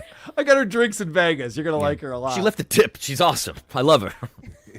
But so he only lasted 6 months on this show, and we're actually going through a journey right now on WATP to explore what these 6 months were. But as we're finding out, I think John oversold his connections in Hollywood. And it's not really working out the way that Stephanie was hoping. And he's also sucks at working the board because he also said, I got all this radio experience. I can do all these different jobs. This is him failing at that. There's a man on the That's wing. Spock. Get that man off my wing. I'm still trying to find the fucking Twilight fucking Zone reference. Do you have that in here? What? Oh, he's still I don't pushing know. the buttons. Don't worry about it. Yeah, he's still. I think he's calling He's China. like a regular straight man. He's just like, which button is it? Does it? What do you touch? Do you just slam your hands into? You hit like every button and John, not I feel one like noise. we're overmodulating. I do. I don't know. Are we Should sure? be? Am I too loud?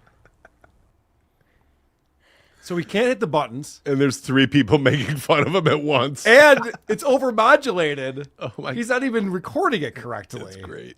Also, look, and I can admit to not knowing enough about running a board. If there was a sound effect on the board, wouldn't he be the one that knows that? He's like, do you have that on here? I know. Don't you put those on there, dude? I don't know. No, he's panicking. He said in the second Being episode that he's bad at running the board and he can't do it. So he's putting zero effort into this. He's already given up. Yeah, she's like, how do I get out of this? Yeah. Yeah, So at this point, what's he he supposed to told do? you he's bad at it. It's your fault. Exactly. It's on Steph. I Mhm. told you. I don't know where that clip went that I was trying to get to, but John later explained to Nick when he said, you're a Mexican, you don't want to have kids. He goes, by the way, just so you know, I'm Puerto Rican, so it's okay. Which I'm mad I don't have that clip because that's the most racist thing you could say. Like, you think Puerto Ricans and Mexicans are the same? Like, what? That gives you the pass, you idiot? That's so wild. Yeah, even Nick was just like, huh? Okay, man. Whatever. Even in the body language you watch, the guest starts with their body facing John because that's his friend, and halfway or a quarter through, it just turns and they start facing Stephanie, and now it's them and Stephanie against all of them. Do you remember any look she gave you or any kind of, because it seemed like you two were on the same page, Jessica. You two were glancing at each other a lot. Oh, yeah. I mean, there was a lot of, like, the eyes, like the, you know, like, but I was so new to it that I thought, like, oh, is this the thing? And I'm like, how much can I call out before it's like, no, this is just what we do. It's a dynamic. Right. But it did, looking back, what I thought was sort of almost like the shtick or everyone has their part. I'm now realizing, especially rewatching these clips with Nick, someone else on the episode, I'm like, oh, she was so annoyed. Yep. She's Yeah. just so done with You it. were put in a really tough spot, and you did a great job with that. This guy, Nick, is like, I can't be funny with these people. None of these people are funny. It's very difficult to riff with them. What kind of asshole was he? Was he a huge? Huge asshole. Max, stop it! Stop it! I feel bad that I'm the most serious person here. I wanted to be the comic. I was like, You've actually made some really incredibly.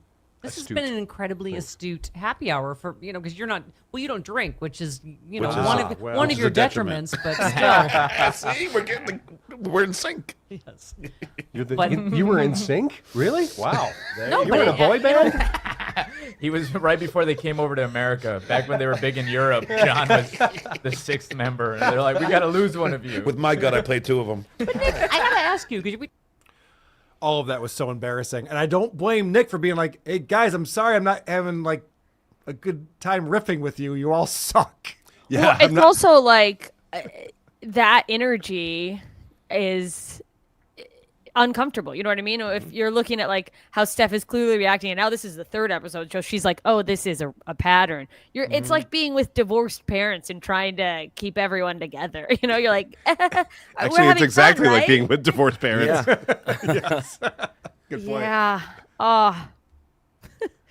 I want to reach through the screen and go, Steph, Yeah, let I it know. I know, but then we wouldn't have a lot of content that we're going to get to in the near future. Someone gave us all the archives, Jessica. We need these episodes. I mean, I will say I love Stephanie, although the issue with me being on Happy Hour is that she enjoyed me so much she started having me on her regular show, and let me tell you, if somebody doesn't belong on a political show, it's me. Yeah, that would be a rough I was so transition, I would uninformed every episode at like 5 a.m. I'm like, what's happening? Oh, that's okay. Should we renegotiate this Iran deal? Let me check my notes so I have a joke for that. Let me get some coffee. Yeah. And now we know why you and John aren't friends anymore, because all he ever wanted, and I think he brings it up every episode, is to be invited to the big show. That's all he wanted, and he never got it. And he brings you on as a guest, and you have no idea that he's about to get fired, and they're going to ask you to do the big show. That's funny. Yeah. That is devastating.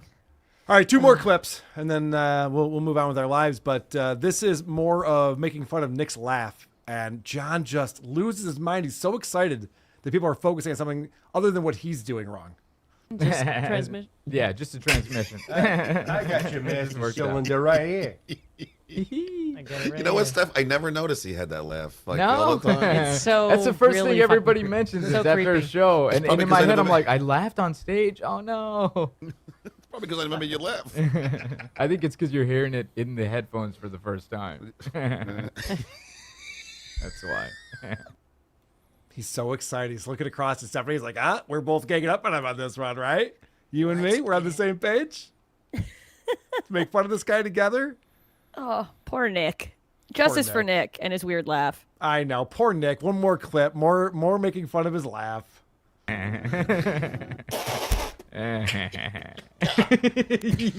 you heard that? Like in high school, did anyone make fun of your laugh?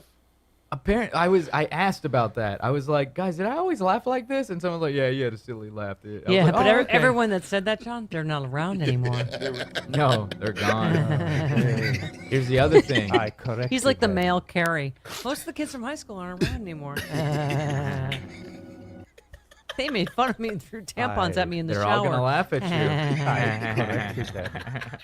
Oh my gosh, Nick, you're so delightful and creepy. Straight into the camera at the end. Yeah. John laughs like somebody is holding a gun to his head, saying, laugh, more, more, more. And he's giving them more, but also like looking to make sure his life is going to end. He's also making fun of someone's laugh. I'll go,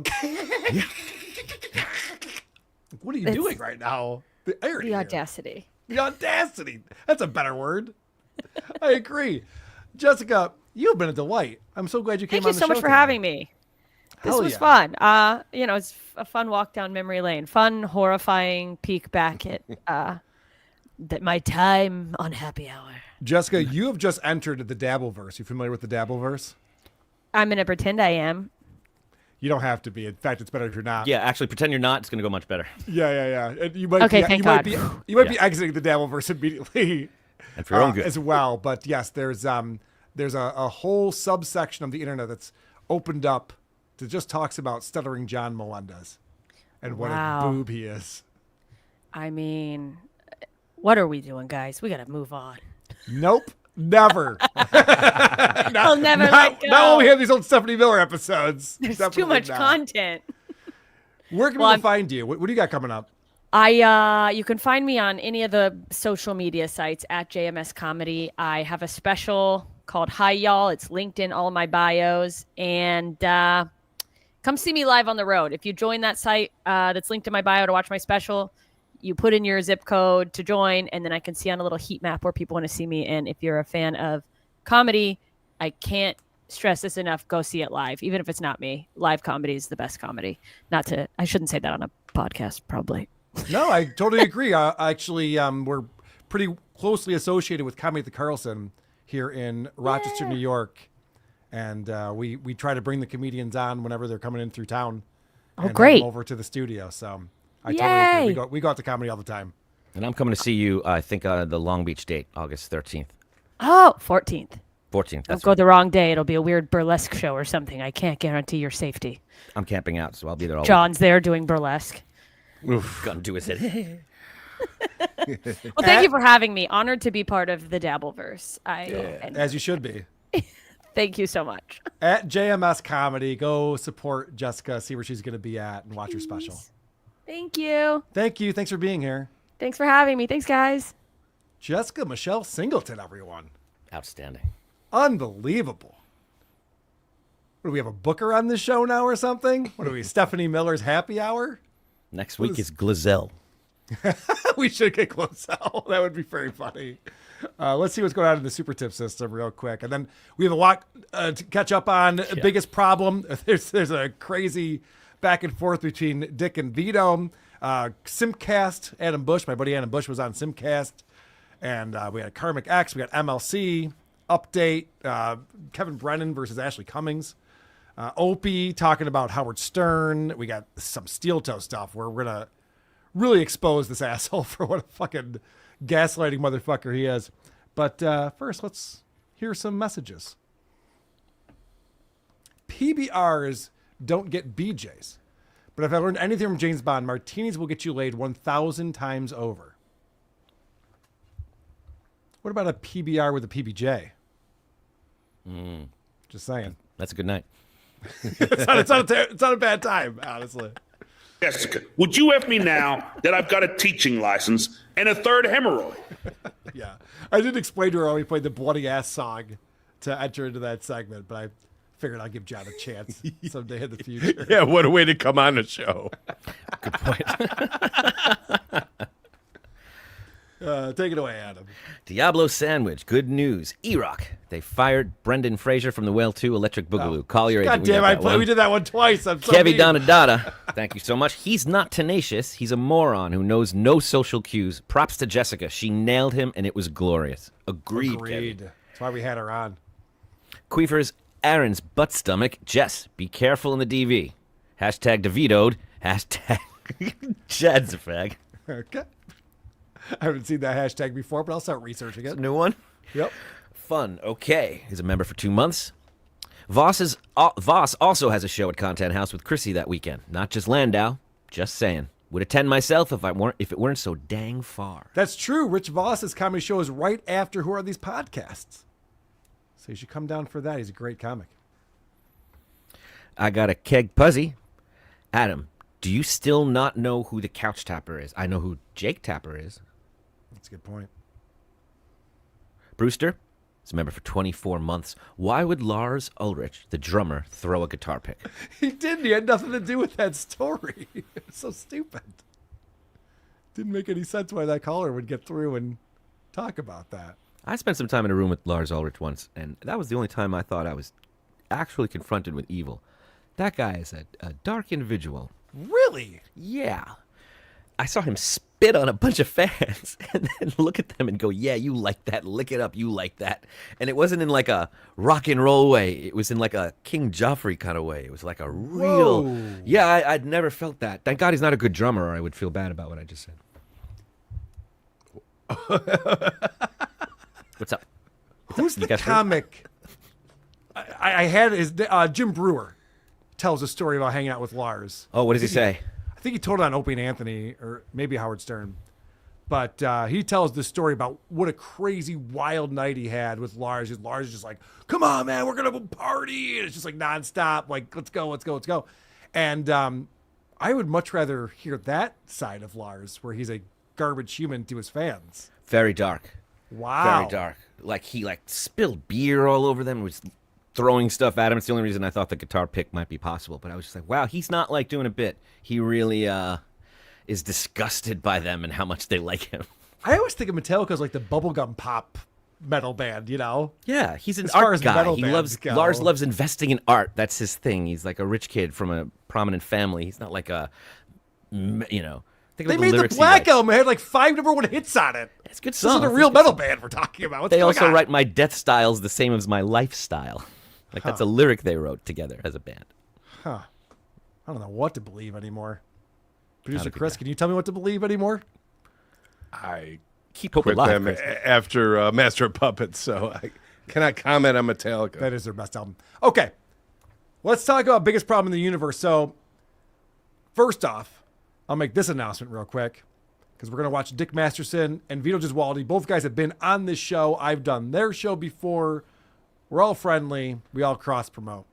Dick and I are doing a bonus show tomorrow. We're starting up a brand new podcast. It's called Weight Watchers. It's going to be me, Vinny, Johnny, the audio engineer, Dick, and Taylor from PKA. And this is a bonus show. I think it's going to be on the Creep Off channel, bonus channel, and Dick's. And this is what Vinny wrote as the description of this episode that we're doing tomorrow at 3 p.m. Eastern, noon Pacific. He said, together, they form the most supersized super show on the internet dedicated to watching humanity collapse under its own weight.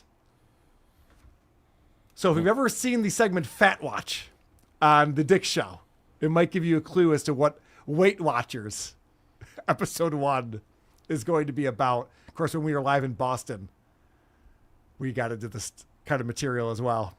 Good times. It was heavy. So Dick and Vito do this show called The Biggest Problem in the Universe. It used to be Dick with Maddox, and now Vito Giswaldi is the co-host on the show. What has happened to my buddy Dick, aside from having a newborn recently, he has this crazy medical issue with tinnitus, and it makes it very painful when he hears loud noises. And I know this because he's told me that, but also I hung out with him in Vegas and Boston since he's had this medical issue. And I remember Boston, we were all in the Airbnb, and he wanted to hang out with us, but he had to like go into his room and just close the door. He couldn't take it. And even when we did the live show, we put him on the stage and we had a monitor speaker over here, and he goes, oh, I got to get as far away from that monitor speaker as possible, which is why he sat on my lap. In case people are wondering, it's the monitor speaker. That's why. And that's it. So it's a crazy thing that's going on. They can't figure out what's causing it. They don't know how to cure it. So because of that, he stopped having Vito in the studio for Biggest Problem. Vito used to go over to his house and record Biggest Problem Friday nights with him there. So a $50 super chat comes in. They do the super chats at the end of the show. And this is this past Friday. And they ask, will Vito ever go back in the studio? And Vito does not like the answer to this. I told you what's going on. Sound causes me a tremendous amount of pain. I don't know where it's coming from. I don't know why it happens. And I'm too loud? I mean, you're constantly loud. Yeah, you're extremely loud. Yes. So could I be less loud? I don't think so. No. Okay.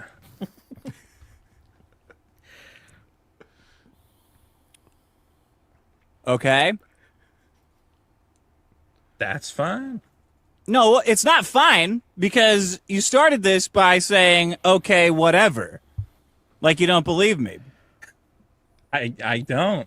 You don't? Okay. Well, go fuck yourself.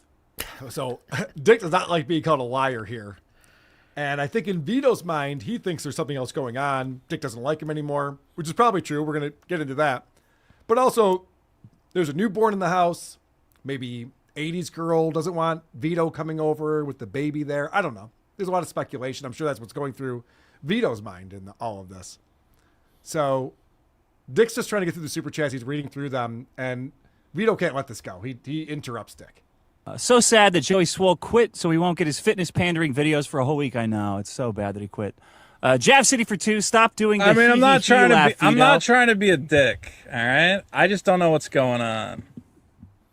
That's it. You don't know what's going on with what? A lot of things, man. Such as, I mean, you're fine with implying that you don't believe shit and like throwing doubt in. I just don't want to talk about it on the show, but I can't talk to you any other way. So, yeah. So say your thing now. Don't just like imply that you don't believe it or there's something else going on. Say it. I don't know what's going on. Jav City for 2, stop doing the he laugh, Vito. It hurts my ears. Johnny Rocket for 10. I'm very confused about what's going on with this show. What's to be confused about? I don't know. Are you happy with the show? No, I think you're low energy as fuck. Okay, so what can I do to make the show like something you would enjoy doing? Because it feels like you don't enjoy doing it with me. Ugh, such a needy question. And their relationship has gotten very weird. Dick has blocked him. He tells Vito, don't text me, don't email me. I will not read it. I don't have time for this nonsense. And so now Vito has to bring it up on the show, like, is this show dying? What are we doing? What can I do to fix things? So Vito knows it's more than just this tinnitus thing. He's right about that. You know, as much as Dick's getting offended by him not believing him, that's just the tinnitus thing. There is more to it than that. And so Dick comes back with a solution. You have in your mind. What's gonna make you happy? I don't know how Just to show make up you with happy. energy. That's it. Show up with energy. I feel like I've been doing that, and you're not happy with me. I feel like I've had great energy on a number of episodes. It's like things just keep deteriorating, so I don't know what to do anymore. Stop arguing I'll online. try. Stop Okay, arguing we'll say online. that. Show up So, with okay, energy. That's different. See, that's different. No, it's not different because Stop. it's retarded. Like there's Okay. you won't I'm do gonna it. make a Stop list. arguing online. Show up with energy for the show. What do you Instead mean of this stop, like Eeyore what do you shit. Mean, what do you mean stop arguing online? What do you Stop mean? going on Reddit and treating fans like shit. Stop going on Reddit and giving snarky, sarcastic answers to people who Okay. want either Don't when go to know when their on comic is Reddit. coming out or when they're getting a refund, which you said you would give them. I love that Vito needed clarification. What do you mean don't argue with people online? Don't argue with people online. I happen to be lucky enough that I'm too busy to argue with people online, or else maybe I would do that too, but it seems like a giant waste of time. I don't know why Vito is doing that, especially when it's annoying the hell out of Dick and worsening the show. He's just being difficult. I mean, his delivery of, I don't understand why you think I should be more energetic. Well, how can I be more energetic? So then he does what every criminal does when they say, you haven't cried over the loss of your... He starts what he thinks is giving energy, but it's just like a higher pitch. It's the same... Well, what's wrong here? Now I can be boring up here too, or down here. Where would you like it? I can't follow you. Yeah, that's the other thing too. Just tell me what I need to do to make you happy is the most bitch thing you could say to someone. It's like, man, I don't fucking know. Stop being annoying. Stop annoying me. How about that? Yeah, the shit you're doing right now. Yeah, stop it. Asking that question, I hate that. Stop doing that immediately. Especially that you can only really come up with questions right in the middle of a point I'm making. It seems to be the only time he's inspired to speak is when Dick is in the middle of a point. Yeah. And I don't know how much you got of this, but I watched the whole thing. Yeah. Or at least the whole thing that this individual clipped.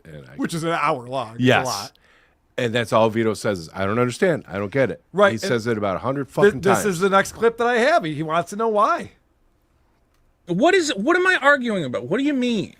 I don't. See, I this is what just don't explained get. it. Stop What's the giving argument? snarky, sarcastic answers to That's people not an who are argument. paying money. Why? You asked what you could do. I gave you the answer. Okay, but I don't understand why this bothers you. Because these people pay hard-earned money for content. Okay, to support us, and unfortunately that includes you, but to support me and us. They give us money to consume a comedy product, and instead of growing the product, you're there arguing and turning away fans who pay for the show. That's what you do.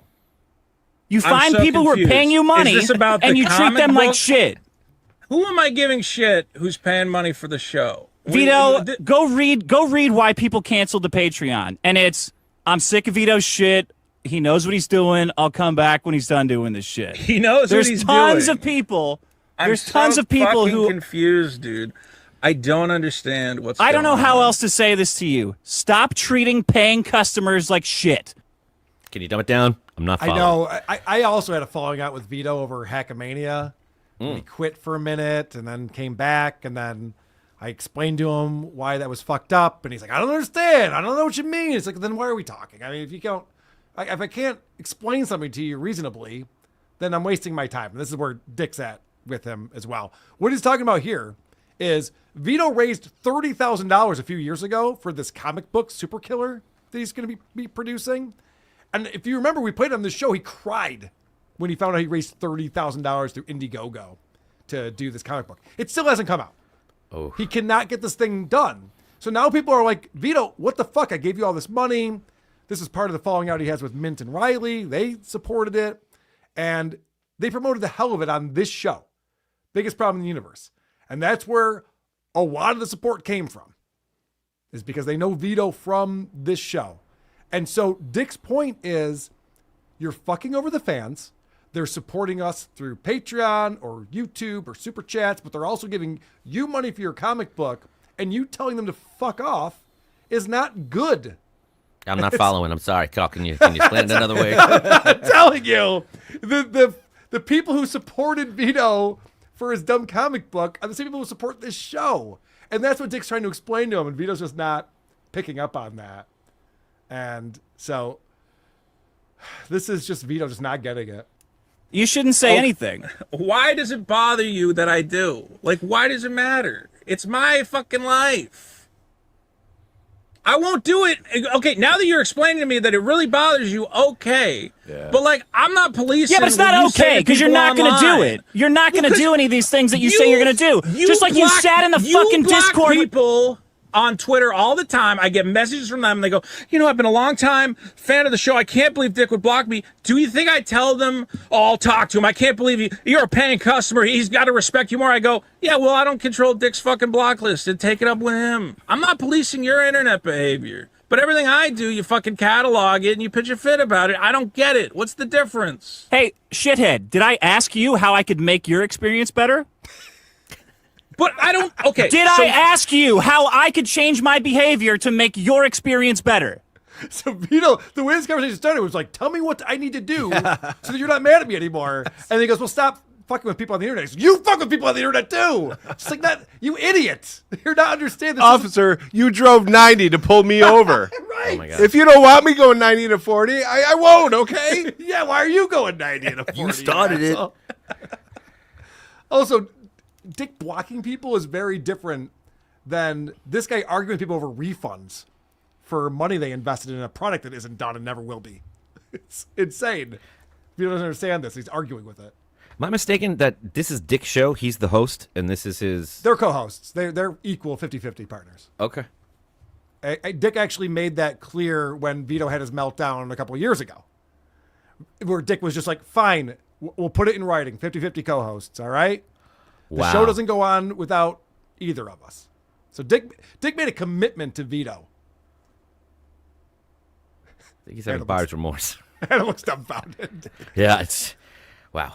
I haven't seen what this guy's good at yet. I'm waiting for his skill to appear. He was good at Hackamania. I thought he did a good job at Hackamania, except for making fun of me for liking The Simpsons when he pulled clips of me being on a show about The Simpsons. I'm like, well, nobody likes The Simpsons. I think that's a little... No, they're pretty. It's pretty funny, actually, Adam. I don't know if you checked out season 6. You mean from the Tracy Ullman show? It's not going to last. It's not going to last. All right, fair enough. So, Dick explains to Vito what an easy job he has. And I know Dick's not saying this, but I'll say it on his behalf. There's so many people who would love to be the co-host of The Biggest Problem in the Universe. It was a huge show when it was on with Dick and Maddox. I certainly would have signed up for this. And so he's explaining to Vito that, yeah, you got a cake job here, buddy. Stop arguing on Twitter with people who pay for your comedy and your fucking comics. Stop acting like you're better than them and do the show with some energy. What's wrong with that? I think I've done pretty good energy. You haven't. Today you showed up like a fucking sack of shit. Yeah, well, you know what? You guys are kind of beating it out of me. I've been Fuck trying you. really... Your job is to show up and make jokes on a microphone, you fucking drama queen. Not everyone is here to placate your experience. It's the easiest job in the world. You cry about it every week. Fuck. I'm not crying about it. You If cry anything, about it fucking constantly. You cry about my motivation. What's my motivation? I'm the talent. I need to be catered to at all times. It's so fucking I don't annoying. have to be catered to. I just want like a basic level of respect. You It's kinda deserve silly. less. Honestly, you deserve less. This is the version of Dick I hope I never encounter. Oh, the business end. Oh, man, I don't want to be in the business end of Dick Masterson conversation. That's why I avoid all of this. I keep our conversations fun and light. But fucking Vito is very difficult to work with, and I learned this the hard way recently because I was getting emails around the Hackamania show from Vito that it was just paragraphs and paragraphs. I'm like, Jesus, what am I supposed to do with this? And Dick talks about that here. I'm trying to understand what is happening. You haven't communicated with me for like 2 months. Now you tell me we can't email about the show anymore. Bro, and I'm just like, we will what is never the email show? again. Are you fucking insane? Why? You send these psychotic, like, ex-girlfriend emails about Schizo Sean. What you was send psychotic? What was retarded psychotic? stuff all the time. What was psychotic? Tell me what was psychotic about the email. Any email at all that has to do with your internet fights is psychotic. It's not psychotic. I literally just said, hey, here's the thing I don't want to talk about on the show. You've had things you don't want to talk about on the show. I'm canceling Hackamania. You remember that one? Totally okay with them? You remember that one? I'm canceling Hackamania. I'm not doing Hackamania. Yep, that was one of those psychotic emails. I like that Schizo Sean gets brought up. Of course, Schizo Sean famously recorded the Steel Toe 11th anniversary. He's been killing it lately. And also pissing off a Vito. So there's that. This is the last clip I have on here. There's a lot more to this, and I encourage people to go check this out. Biggest Problem in the Universe, this most recent episode on Friday. But apparently, Vito, because he can't communicate with Dick, is calling Dick's wife to talk to her about shit. Schizo Sean TV for $5. I've given you over $4,000, and you treat me like a terrorist. Bender for $5. Stop picking fights. Stop calling Dick's wife to defend you. No fucking shit, man. Calling my wife at school. Calling her to defend me? What are you calling my talking wife at all was a big fucking problem for me. Okay, well, let's talk about it. Yeah, kill yourself. That's what I have to say about it. It's a big fucking problem for Why me. don't you just talk to me about these problems? Because you are a retard. You don't ever change anything. You don't listen, and you have, and everything you say is a way to I don't just think keep that's people true, talking to exhaust man. them. I think I try to understand what the problems are, and I try to adjust my behavior to make them better. But let's be clear: Next time you have any kind of relationship with a man, don't ever fucking call their wife. How about that? Okay, I don't get it. I assumed that you guys were at home. This is why you're retarded, because you just don't listen. Bro, I don't get it. I'm trying to explain to you why I would do it. Do you think I did it? No one cares. To hurt? I don't give Do a you think fuck I did why it to you would hurt do you? it. Do you think I don't did it give 'cause a I'm trying fuck to hurt you? why you would do it. I don't give a fuck why you would do it.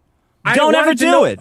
I wanted to know where you were. I would assume the person who lives with you would know where you are. Vito, you bothering people with why is it bothering? It's a novels phone call. because it's Okay, taking just time. You are not worth the time it takes to engage with you. Then don't engage with me, but just tell me. You are blocked on hey. everything because you are a fucking time suck. Wow, that's brutal. That cuts to the heart of things. That really does. Yikes. I feel bad for Vito now. I can't believe I'm saying this. I appreciate Well, Dick's leadership. is it worth the time? It's not. I also cut him out of my life, but Jesus Christ. When somebody That is says, so brutal. don't call my wife, and you're like, let's talk about it. There's no conversation. Yeah. That was the end of the That was conversation. it. It's either I got it or you don't get it. I have brought up the phrase deliberately missing the point. Yeah. Vito is deliberately missing the point. I can't tell. I think he's a smart guy, but yeah, when things like this happen, I'm just like, are you really that stupid? Like I explained to him the whole Hackamania thing with Riley and Mint. He was going to not go because they were telling people to go to his house or something like that, or they were going to sabotage the show by yelling out. They never even came to the fucking show. They weren't even there. He falls for all this stuff. And meanwhile, like I said on Biggest Problem at that live show, Vito's a cry bully because he comes on here and plays the victim, but then he's in Discord saying that he's going to SA Riley's girlfriend Mint Salad, and he's going to do all this shit. It's just like, dude, you're asking for more trouble. This is what you want to have happen. Like, I hate people who don't think through their actions. Like, what am I trying to accomplish with this? And Vito's one of those guys. He's a very emotional dude. He just acts on emotion and like, oh, I'm fired up, so I'm doing this thing. It's like, what's that going to get you in the long run? Nothing. The business end of Dick Masterson. Yes, and thank God that happened. That was a lot of fun. All right, we have coming up the SimpCast stuff. Adam was a guest on there. I do want to talk a little bit about Kevin Brennan versus Ashley Cummings, Opie Radio, StutJo. Oh my gosh, we have so much to get to. Let's get to it. Super Tip System is in play with Outer World.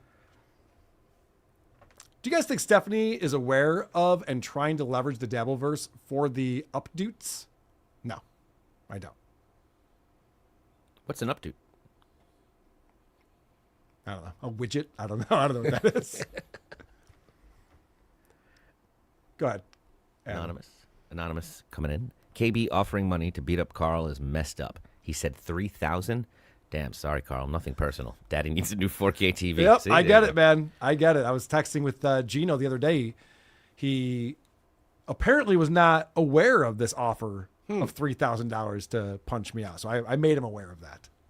So he said 3,000. You say? Yeah. So come to the Chrissy Villa Mayer Roma. Content Hotel at the Villa Roma, WTVLive.com. I'm sorry, I'm getting confused as to what these YouTube terms of service are supposed to mean. He did that on the air. He was soliciting someone to fuck you up. And we're going to find out his channel's fucked right now. So maybe that has something to do with it. Stewie fell coming in. You're a time suck is the best insult to a needy. You're right. It is. It is. And I think Dick is just like not trying to insult the guy. He's just letting him know, like, no, this is why I deal with you the way that I do. This is why you're blocked on everything. King Caprice coming in. You ought to go through one of Virgi Tovar's books for Weight Watchers. We might. Okay. Andre Gunner. Adam. John did appear on Stephanie Miller's Big Show regularly. You can still find Facebook comments from horrified soccer moms from 2015, Trash and SJ. Yes, and I have copies of those. They're amazing. I thought they were from the happy hour, were they not? No, because he talks about how he would go to bed at 8 o'clock every night, and he got up early, and he was there on the morning show. Okay, I thought he was writing in, or he was calling in, or he was trying to... No, they're trying to get him to work the board and stuff, yeah. Okay, the point is they all hate John. We got that down. Right. Aku Mugen. Is that right? Aku Mugen. Sure. Just a reminder, Joe Conte is at Vinny's Club tomorrow. Is that Joe Conte? Is at Vinny's Club tomorrow, as John was dropped due to selling only 2 tickets. Sell this show out for Joe. Yeah, we didn't even talk about that. John's stand-up show was canceled for no interest whatsoever. Due to lack of interest. It's almost like not doing anything and just going to baseball card conventions isn't working for his career. Huh. That's not generating momentum? Yeah, I know. Go figure. I thought that's when you're on your way up. Let me hide from the internet and think I'll sell out theaters. Red 473 coming in. Vito and Dick are reminding me of Opie and Jimmy. That's a good Yeah, call. and a touch of OJ and Tukey when he wasn't showing up to Hackamania for reasons we couldn't quite understand. Fatty Pneumonia coming in. Ron and Fez had the exact same argument that Vito and Dick are having. Literally word for word. No shit. That's funny. I have not heard that one. Hellraiser 69. Calm down, Vito. Have a great... Yeah, That's exactly. a nice O&A reference right there. And Pulper 80 coming in with a big one. I want to give him credit for this. So, Carl, am I correct in assuming that Vito is not a good guy to invite to a Vegas party? Perhaps near the end of October? Hi, Adam and Chris. Great producing. Adam, solid points as always. Love you guys. Thank you, Pulper 80. Pulper 80, yes, you are to assume that, and looking forward to seeing you in Vegas, my friend. Let's keep Vito far from there if we can. Big fan. Gifted one of these Who Are These podcast memberships. Thank you for doing that, big fan.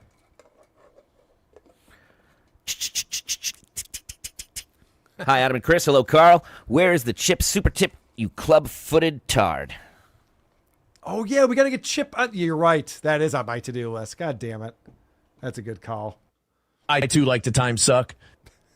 He is a sucker, that guy. All right, you want to bring us through this SimpCast I sure episode do. you were on? I was very, very happy to be invited onto the SimpCast with Chrissy Mayer, Lisa Reynolds, and Violet Brandani. I was on the week before, by the way, and I never did really discuss it. I probably should have, but anyway. How did it go? I was fun? glad to see you on. I was watching you live. Oh, yeah, I was surprised I was able to make it. It all worked out perfectly. And it worked out so great because when we last covered Chrissy, we discovered that she wasn't having the easiest time with motherhood. Right. That the adjustment was kind of difficult. She was staying up all night. She was watching the baby. The baby was still in the crib long after it should be moved. So I really wanted to know the baby what was... sleeps in the bed with them. It wasn't in the crib. She's done no crib training. Yeah, they couldn't move it from the crib to... Oh, yeah, they couldn't move it from the bed to the crib. Right, yeah. That was the thing that stuck out to me. I was like, oh, boy. Yeah, it's a 15 lot. months? I remember the chat was very disturbed by that. Yeah, right. A lot of parents in there. So I was so happy when she opened up very early with an update into motherhood. So now we get to see how that's going. Oh, good. Excited to find this out.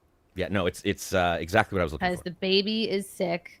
The baby, we took the baby, we took everybody to Dorney Park on, I guess, last Monday. And he's 15 months. And like, I thought I was careful with him, but anyway, he came down with hoof. I always call it hoof and mouth disease. I know that's not, because that sounds very livestock, but he has hand, foot, mouth with disease, which sounds so disgusting and unclean. And I hate that my You little can baby. get it from livestock, though. Like, Yeah, that does sound awful. Not going well. I'm sorry to hear that. Kind of a bummer. Yeah. Where are we going next? To a little more of these details of what she's going through right now. In the back of his mouth. Oh, it's so heartbreaking. He wouldn't eat for a couple days. I had to get syringes, like these dry syringes, and fill them up with like coconut water, watermelon puree, like anything to keep him hydrated. So I did that for a couple days. But now it's like today he was really eating like normal again and nursing. So that's good. well, that's good. But Yeah. You're a My good son- mom, Chrissy. Aw. He like sailed away on a sailboat by himself, like down and got lost. And Who then did? My son.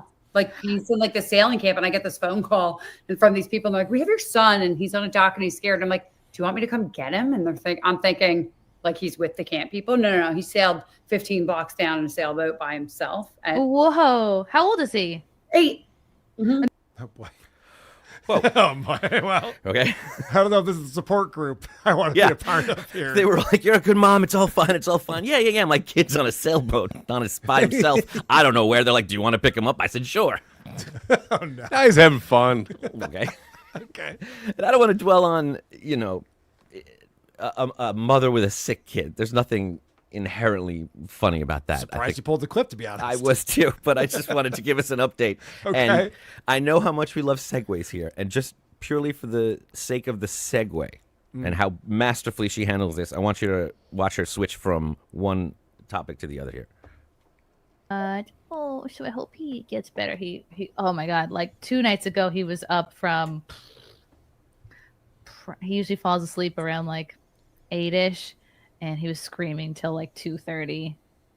That's the worst. And you feel like such a failure, because you're like, wow, nothing I'm doing is helping, and you just have to wait for them to like just tire themselves out. But hopefully that it's not too many more times of that. Oh, sorry to start the show with a bummer. But anyway, yeah, I wonder if like, and now I felt the chills all day and it feels hot. So I don't know what's going on. I don't know what's going on with me. So, Violet, we're going to talk about our fabulous content hotel, which is coming up in four short weeks. Oh my goodness. I'm so excited. Let me pull this up for you. Could you imagine? Will the baby be there? Can you imagine us starting off this show complaining about our personal lives and all this shit that's going on? Anyway, if you want to see this in person. Oh, I wasn't done going on about this rash I got here. Not to make it too personal, but your father had passed away while we were doing a show, and we didn't know because Correct. we didn't mention it. It was amazing. This is a lot. I feel really bad for Chrissy. So I by the way, none of this was while I was on the air. This all happened before I was there. Yeah. This is the lead-in for you. How fun. They The set me people up really revved well. up. Mm-hmm. So when given the opportunity, I'd never met Keanu before. I asked her about what it's like to spend time with Aaron. Oh, yeah. She was just hanging out with Aaron at his house a couple weekends ago. What is that like? That's the funnest part about hanging out with Aaron. Just observing him, just being a piece of furniture in his weird life, Just observing him from his day to day. He is just a like sort of interesting person to observe. And he also Doesn't sound like a compliment. If I'm Is being that how honest you with would you. I just saw this really interesting guy walking down the street. Yeah, he was going. He was interesting. Not the universal sign for interesting. Yeah. What, does he host a show or something? He must be very popular on the internet. Don't. Oh, no. With friends like these, huh? Yeah, it was wild. But she's trying to ride the line. She's doing the best she can. But luckily, Chrissy comes right in with the fire. Okay, good. him a little bit. But have you talked to April in a while? Well, it's a funny thing. No, which tells me, and I don't blame her for not texting me back, but Aaron even said when I was there, he was like, text her. And I said, Really? yeah. And I said to her, I went, obviously you probably wouldn't want to hang out with, anyone else, but like I am in town if you'd like to, hang out, just me and you, no nonsense, no nothing. But of course she's not gonna text me back. It makes perfect sense. So yeah, because the next time you need to feed something to Daddy KB, you'll read the text on the show. That's why people don't want to communicate with you. So that's amazing. Aaron was encouraging her to text his ex-wife, April. Oh, you should totally text her. See what she's up to. See what she's doing. That's a wild thing to say on a show. I'm guessing Aaron thought that was going to be kept a secret. I would hope so. I would think so, right? You invite people over to your house, and then that happens. They're like, oh, yeah. Aaron wanted me to text April all weekend. And, we spent a lot of time speculating here and on this little piggy about Aaron's motivations. And one of the big questions we had was, why would he spend $3,000 on this? Like, that's a lot of money that could have gone to Johnny Crutches. That we couldn't understand why you spent it this way. That would be something that an ex-husband would want to do. That was reminding me of Nick Rekieta being at Hackamania, where he just had that vibe where he's still kind of stuck in this relationship, and he thinks that April sees and knows everything he says and everything he does, especially if it's broadcast. So this had that, like, I'll invite her over, and then she'll text and say I'm here, and she'll know, how well I'm doing, I guess. Or maybe he'll get to see her. Oh, you're right. April's fucked these people's lives up. It must be amazing over there. I mean, I know we hear about, like, the smelly pussy and stuff, but I'm starting to think maybe this chick's good in bed. It's gotta be I don't know, man. There's a lot of guys in love with her. Yeah. That's an expensive text he just bought. Yes, it is. Now, Chrissy, we're going to take you back to the beginning of the show before I was even on. She offered up this information by herself. And I get a lot of accusations of, unfairly pulling confessions out of people when I don't ask. And this is an example of just something very interesting that Chrissy offered up early in the episode we should look at. Anything. That's very triggering to me because as a child, we would take long car trips. Like we would drive to Florida. We would go to like Lake George. That was like our one family trip. We would drive there. And I'd share the backseat of a Plymouth Voyager with wood paneling that I would peel off. But I would sit in the back with my sister. And then like my dad just wouldn't stop. He would never like stop at rest stops. So we had to poop in like a bucket, like a dish, like a car bowl that we kept. And it was like zippered up in this. That's a new one, Chrissy. That's bizarre. Briefcase looking thing. Like you could tell it went with the potty. It wasn't like a briefcase. It was like a zippered container. And it was this like a Gatorade bottle that it uses. It was like this white potty thing. And that was, I don't think we were shitting into it that I can remember. But it was kind of embarrassing. This is child abuse. Yeah, that's what it is. And it did start with we're shitting in this thing. Yeah. And then she's like, well, maybe we weren't shitting in it. But that sounds, I'm shocked I haven't heard this story before. That sounds like someone who streams as much as Chrissy does. You think that would have come up. So Adam comes on the show, and he was listening to this. And he wants to follow up on that story because I'm like, we're not just going to let that slide, are we? Detective Bush is on the case. Russell Hall for 5. I think road trips were hellish enough without having to stop every 30 minutes. The rule is if you don't go when you stop for gas, use a bottle. Okay, well, girls can't pee into a bottle, Russell. I was saying having to poop in a bucket, that's not okay. That's oh, you heard that. Okay. I've been listening to a lot of it. Yeah. And yeah, that's something I would tell a therapist when I recount my younger years. Like, I didn't like that necessarily. It made me feel bad. It's not a lot to like going on there. No, and you have to have balance, and then like everyone's listening to you pee. Jesus Christ! I don't think she was processing how horrific this is. To No. balance, people could hear you peeing. That's the problem. What? Rob Soller, if you're listening, did you know that you can just respond like that? Just how Chrissy said, yeah, it's kind of fucked up. I should probably affected me more than I even thought of anyway. Like, do you know that's an option available to you? I'm getting, lynched for pulling these horrible stories out of you that I did not ask about because I don't know. I asked her directly, and she said, yeah, it's kind of fucked up. And then moved on, like an adult. She didn't launch into a 40-minute monologue involving impressions and props about all the sexual activity that Carl and I and his wife are getting involved in. Like, it's not creating a supervillain. This is not an origin story because I asked a fucking follow-up question. She handled it like an adult. That's because Chrissy's brain is not broken in the way that Rob Sol's brain is broken. Right. And Rob doesn't even realize that. He's, so what? So I brought up this thing. I can't even do a Rob impression anymore. Poor Jay Leno. I know. I turned into Jay Leno. He didn't deserve that. I haven't watched Rob in a long time. I forget what he sounds like, but you get the point.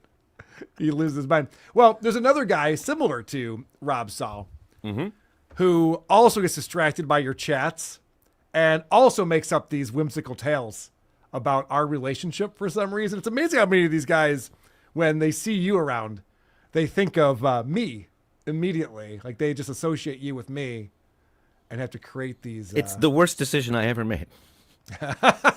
Because it's all they can use against me. Well, this is our boy Karmic. And I mean, God, if we had unlimited time, which we do not, Karmic is another interesting case because, it was that big sex weekend with Felicia Gillespie. And then all these things were revealed. And then Karmic was having a rough go after that. I don't know if they've broken up. I don't know what's going on. None of that matters. What matters is how Karmic feels about me. Adam Bush, you're a cunt, okay? So go fuck yourself. All he wrote was, Hold on, when does the show start? You're a cunt. Jesus. All right, man. So I think it's a valid question. We're, an hour and 29 minutes into this stream? Like, yeah, when does the show start, buddy? Lick Carl's asshole. That's all you got in your fucking repertoire to impress that fucking nobody who all Carl does is want to impress himself. The tee-hees and ha-has. How do you impress yourself? I'm trying to impress you. That's all I care about. You're trying to impress yourself, which I But guess is also- noble. You're setting your own set of values and standards. I guess, yeah. It's also odd to me that a lot of these guys go into, like, you're licking my butthole. It's a lot of, like, gay sex and, like, we're, Immediately. like, Sword fighting. gay lovers. And producer Chris and I were talking about this at rehearsal last night. Oh, band practice? Yeah, we were at band practice No. last night. And we were discussing this because I had just seen this clip. Someone in the WATP universe gave me a heads up. Getting a lot of heads up lately, people talking shit about me. And so I was watching this, and I bring it up to Chris. I go, I don't understand why everyone assumes Adam and I are gay. Chris has been doing the show for years. Yeah. He's at my house. We were in the studio together. We live near each other. We're in a band together. And then I realized, I think everyone thinks that Chris is too good for me.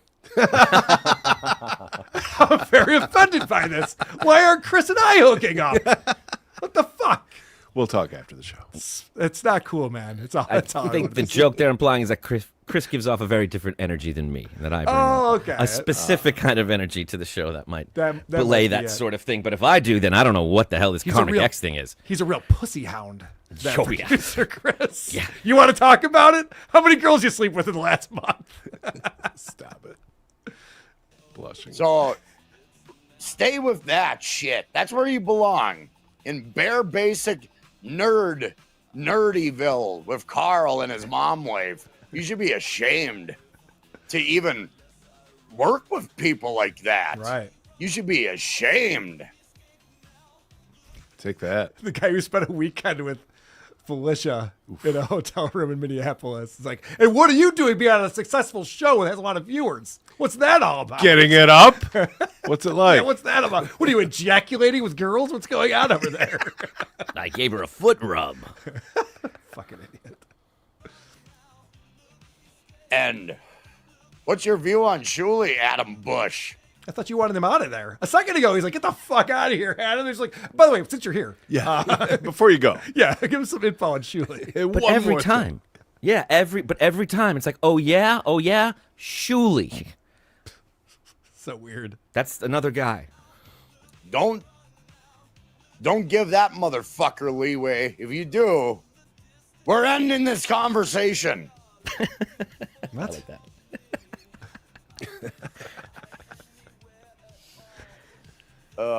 Fuck. Okay, now we have common ground, Big W. Okay. Carl is a fucking nerd.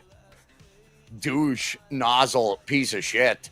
Has nothing going for him. That's true. But laughing at his own fucking lines, it's ridiculous. That's a good point. You're losing focus. I'd rather listen to my nephew choke to death than listen to Carl. Okay, that was a good line. Yeah. that I was impressed with. But Karmic says so many things that are just nonsense and don't go anywhere. When he said that, I'm like, okay, that's actually funny. And makes me wonder if his nephew's there. No, he is. That's the point. His nephew is a real person that he was talking about earlier who has nothing. Yeah, and is actually like a sweet guy that he's built up like John and one of his helpers. This is a real guy that we know is watching the show. We were talking about some of the comedians on Stephanie Miller, like you're calling him out as a player, and he doesn't like that. Somewhere, his nephew is watching this going, what? Actually choking. Yeah, why would you say that? Well, it's funny because Karmic cracks himself up here in a second, and then kind of regrets it. Ouch. That was harsh. Yeah, it was. That was harsh. I feel bad about saying that. Cracking himself up. That was a good line, Karmic. I don't know if you know this, but I'm very thin-skinned, and I don't like that kind of stuff. Please, never again. But just for the record, this just descends into nothing. Like, he can't get over what he just said. He couldn't really get anything over on us, so he just starts playing disco music and dancing and then shuts down the stream. And now I'm going to hear, Adam thinks he had Karmic shut down the stream. No, I don't. I asked him, when does the show start? Which, by the way, I asked Bob Levy every night for like 2 weeks. And every night he had a different funny answer and didn't give a fuck. Right. That's how that's supposed to work. Right. I don't know how you feel about this. I don't want to get into it. But Karmic thinks he's an actual artist with his AI music that he creates. Yeah, his AI bullshit. And I think between the three of us in this room, we all find that a little bit offensive.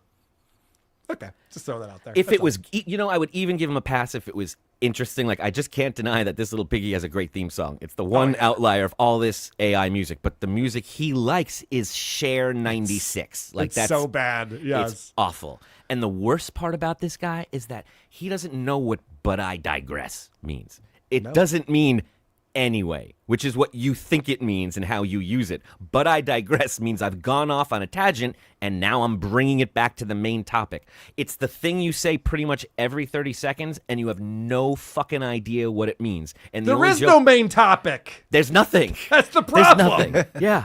You're not digressing. You're just rambling. We're not debating whether I'm a nerd. It's been settled decades ago. We know I'm a nerd. You're not breaking any new ground here, buddy. I think he was calling me a nerd, but in the words of the that's great true too. Greg Opie Hughes, this guy, all he does is babble, babble, babble. Yep. Let's get an update on Kevin Brennan versus Ashley Cummings. Of course, Ashley Cummings, the sister of Whitney Cummings, who is not as successful as her sister, Whitney Cummings. Ashley Cummings is known in the Dabbleverse or the Hackverse because she had Mr. Kill Everything stay over with her, and he says that he finger blasted her, and she doesn't know if that's true or not. And maybe she was sleeping. I mean, it's dumb as shit. The stories that are told on MLC are mind-boggling. How stupid they are. Do we fuck on Friday night? I can't remember. What's going on? Anyway, so now Ashley is mad at KB. And this is what happens with everyone with KB. They have a falling out. And then some people who are really stupid, like Keanu and Chad Zumock, they just come back around. It's just this fucking blah, blah, rotating door where they just keep going back to Kevin and being his friend again. And who knows, that probably will happen with Ashley Cummings. She seems really dumb too. But babble, babble, babble. That's not what I was trying to do. I'm on the wrong screen. Making fun of yourself. So this is from Chad Buzmak, who's a reporter. Breaking news. Word is Ashley is reporting and friends with someone at Google trying to get rid of the MLC YouTube. The live tab on MLC Podcast YouTube is removed, and all the vids are 2 to 3 years old now. You heard it here first. And so this is a screen grab of a text conversation between Ashley and Kevin Brennan.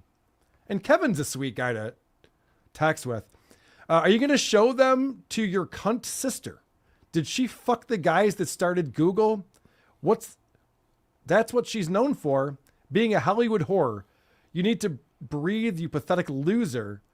Do you need money for rent too, you broke bitch?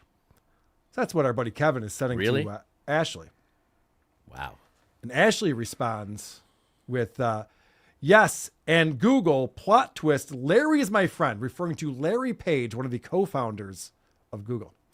And she says, you fucked up. I am good on rent. Thanks for asking, paying me the money you owe me, blah, blah, blah, whatever. So what is going on with MLC? I did not see them go live today.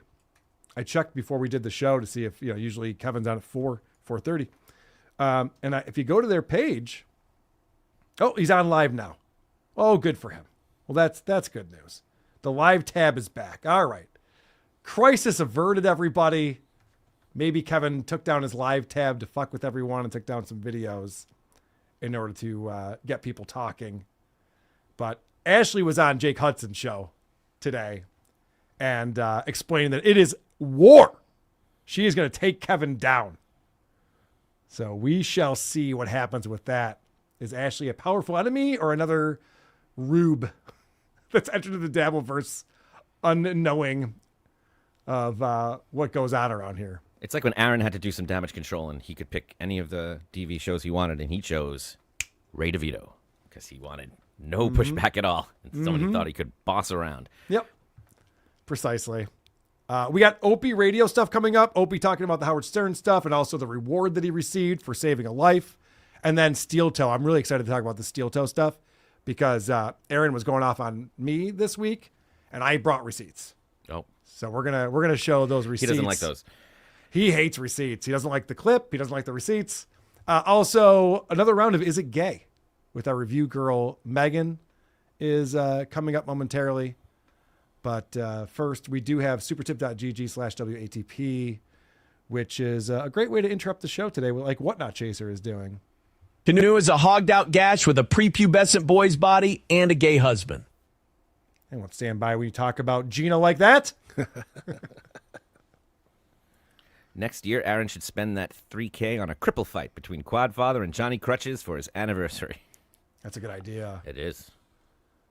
Attention shoppers, outside today we have cripple fight outside. Fungi Brian's coming in, member for 4 months. The new SJ content is fire, guys. What a treasure trove. Keep up the good work. I love you guys. Oh, thank you very much, Brian. I agree with you. I'm loving those episodes. And it seemed like Jessica enjoyed herself today, too. She had a lot to say. Uh-huh. Rumble Trenchcoat, a Columbo podcast, comes in. Clearly, you gentlemen aren't familiar with Doody Doody Doo and the Kid podcast. Clearly not. That's funny. Tony Baloney's a member for 3 months. Fun show, guys. Thanks. Yeah, we're crushing it today. I'm going to be like Aaron. I don't know why more people aren't donating money. We're obviously doing a very good job on the show today. We totally deserve it and earned it, but maybe we don't. Did you hear my hot take on how the problem with Community was it needed more Chevy Chase? Yeah, I mean, where else are you going to get that? This is the only show on the internet. We're going to get that kind of talk. All right, let's find out what's going on with the Opster.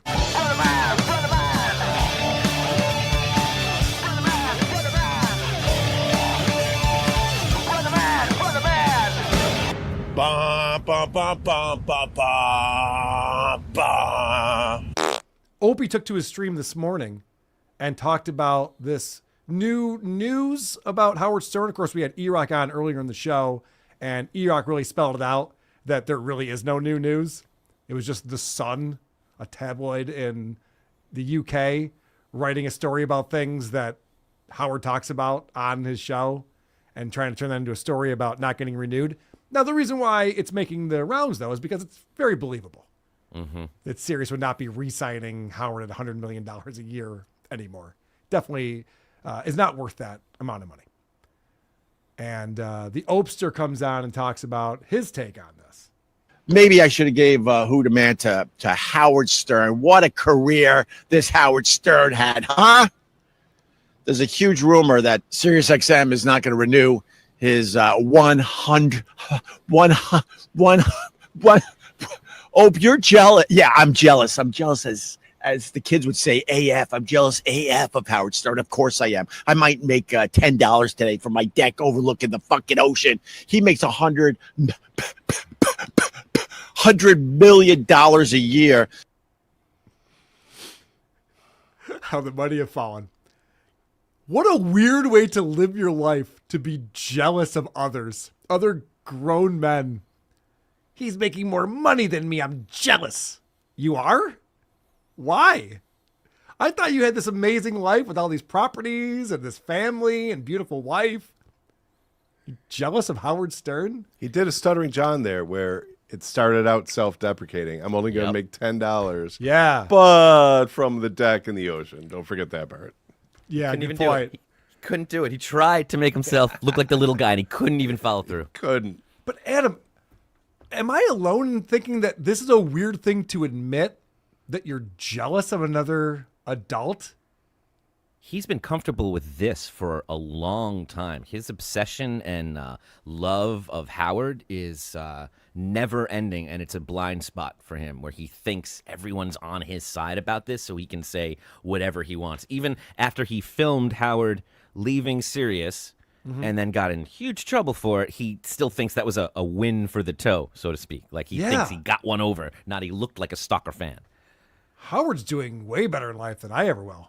And I am not jealous of that man. I don't want to trade places with him. I want nothing to do with that lifestyle. So it's just a weird, to me, it's shocking that he's jealous of Howard Stern and just so quick to admit that. I just know if somebody in the chat wrote in, "Why are you so jealous of Howard?" He would freak out, scream, make funny voices, and then block them immediately. Why would you say that? Well, you mentioned it on the show yesterday. I was watching the show yesterday. That's why. Oh, you're nitpicking here and there. Goodbye. Yeah, right. So he does go on to say that this could just all be negotiation tactic to try to get Howard to resign at a lower amount, which is what we were talking about with E-Rock earlier. But then Opie says something that I was shocked by. I'll tell you why I think Howard Stern hates doing radio. What? Yes, hates doing radio. I still love it. I talk to nobody. I don't make much money. But I love turning on a camera, picking up a microphone, and just babbling to the people. Howard Stern hates it. And that's why the podcasters are just flying by him. He's an old man. He's antiquated. How does Opie know he still loves doing radio? It's been a while. What's he talking about? And also, if he is passionate about this thing, he goes, I still love turning on the camera and doing this thing. Well, then try harder. Most people who are passionate about what they do get better and better at it. Opie's getting worse and worse. He's like, I love doing this thing. It doesn't show. Oh, no. It looks like just the opposite. Yeah, it looks like you don't like it at all. Especially when you're bitching about the money you make, because there's none. Especially when you're comparing yourself to the number one or one of the top broadcasters in the business. I doubted that Howard loved it, but now I'm starting to think he does, because Howard doesn't want to let it go. I think we've revealed he genuinely thinks his show is funny. He's playing for a different audience. I think he's like somebody who doesn't want that daily schedule to go away, and he would actually not want it to leave. He doesn't know what he'd do with himself. Opie fucking hates this. I know he does. It's in every breath. I think Howard pretends that's his bit. I don't want to do this. I feel so bad, Robin. I don't know what to do. This guy hates it, and he reminds us with every breath. Yeah, he projects on anyone who makes fun of him. He's just like, oh, you're so miserable. It's like, no, they're actually having a laugh. Yeah, that was the funny part. Yeah, idiot. But, he's going to explain how he knows that Howard's not enjoying himself. He's actually off for the summer. Who takes off from doing this? holy, my setup is okay. I set it up in 10 minutes by myself, and next thing in the world. And this guy can't turn on something during the summer and give his fan base just a little something. All right, there's a lot to unpack here. So first off, I'm not going to defend Howard Stern. That's not something I do on this show. But the man is 71 years old. He wants to take the summers off. And from what I know from other people who have done this profession, morning radio is grueling. Getting up at that time, and it's not just getting up, it's having a show prepped. It's being ready to perform and to do this. Like, you don't have a life outside of that. Anthony was able to figure it out because he would just, go out drinking, sleep for a couple hours, do the show, go back to bed, get up, go out drinking. He had a fun schedule, but it's still really hard on people to do a morning radio show. And the fact that Opie goes, how hard is this, man? You just get up and turn on the camera. Yeah, that's actually not what the job description is. You actually have to put some work into it. You have to know what you're going to talk about and book guests and have interview questions and all the things Opie doesn't do. Does he not realize it's not going well? I know. That's a great question. He's just like, look, I can do it. Yeah. And Howard's just like, what, you can do what? What are you talking about? What do you mean? Not to mention, it's not the first time Howard has taken the summer off. Why is it a surprise? I mean, this is what happens when you get older. You don't want to work as much. Yeah. It makes sense. I get it. I mean, Carl, you ripped off Jocktober, but shed a light on Opie, and people seem to really like it. And now there are fans of that segment that do it for themselves. There were people that were fans of yours. You were a fan of his. Those fans of yours get more ratings than Opie. Yes. We could name a half dozen examples right now if we wanted to. Yeah. All right. So Opie explains that it's crazy that Howard would ever want to retire from his job. It just proves he hates fucking doing it at this point. Because this is the easiest thing you could do. People are like, when are you going to retire? I would say never, because I never had a job. This is not a job. Yeah, right, no, they say you're retired because you've already retired. This is what you call a hobby. This is not a show, is what you mean. He's right. This is not a job. You are retired. That's so funny. We both had the same thought on that. It's just like, I'm just going to keep doing this because it's great. Yeah, you have no pressure. You have no viewers. You don't do any prep. Like, yeah, of course you could just like talk to your friends on the internet. And he also doesn't have any friends. This is a crazy thing. I was on Drew Lane's show yesterday. We were pulling some Opie clips. Or maybe, no, yeah, I can't remember. Point Dale, point, whatever. So the fact that Opie knows where all these viewers are in the world because he's on the Pod Squad Facebook page. And so he's becoming friends with these people. So they show up and he's just like, hey, what's going on in Louisiana? Oh, you're up in Albany, right? Like, dude, this is not the relationship you should have with your viewers. This is crazy. But that's where Opie's at. He's a lonely man who puts zero work into this and for some reason thinks that he can call out Howard Stern for not working as hard. And Opie's a lot younger than Howard, too. Let's keep that in mind. But in true Stuttering John fashion, Opie sees this as an opportunity. Hey, serious. Hey, I'll take 10 million a year and I'll give you 50 shows a year. Jesus. They're going to pass. I talked to them. They're good. Opie really is jealous. He wants to be making this money. We got an update on the AC thing. So Fred finally fixed the AC unit or replaced it. But because the dampers aren't fixed yet, one of the floors is 80 degrees. The other floor is 68 degrees. And when Opie, remember it was $10,400. He kept talking about that. Oh, yeah. So Fred took $600 off. So it was $9,800. And Opie wrote him a check and said, don't cash this for a few days. I played the clip with Drew yesterday. And he goes, see, I'm just like all of you guys. What do you mean? No, I'm not broke. Yeah, but also... My floors are the same temperature. Not to brag. Right, yeah, right, there's that too. But most people, if they have to pay for something expensive and you're like, oh, I don't have the money yet, you're waiting for a paycheck. You're waiting for money to come in that you earn. Right. What is Opie waiting for? There's no money coming in. Like, why do you need a couple of days? Are you selling your apartment in Manhattan? I don't understand. I don't either. It's really weird that he says His that. bank transfers take a couple days? They don't. Nope. They actually, it They should do be not. like just like that. Just pull it from your savings account to your. I don't know. Is he selling stock? I don't know. I don't know what He's he's waiting doing. for the price of Bitcoin to go up. Maybe. But since we're talking about the AC thing again. Yeah. Didn't he brag that he fixed the dampers a month ago? 2 months ago. Yeah. He was bragging to his buddies Specifically, at Gebhardt's. Yeah. And they're still not working. And Fred can't fix them till September.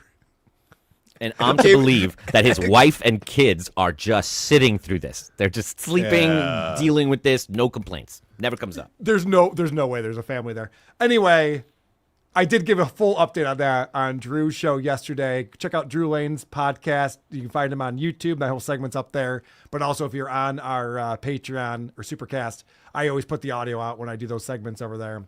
So if you're on there, you maybe have already heard this, or you could be already hearing this. All right. So Stuttering John 2.0 over here is asking for the job on Sirius to replace Howard. And then he explains that Howard is actually the one who is jealous.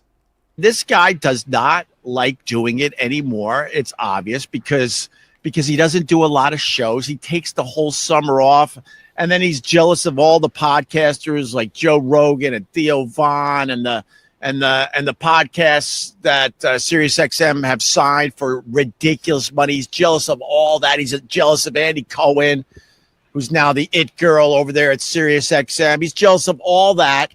And he could do something about that by just turning on a camera and babbling from his Ritz-Carlton. Okay. Now, I'm impressed that Opie came up with a podcaster name aside from just Joe Rogan.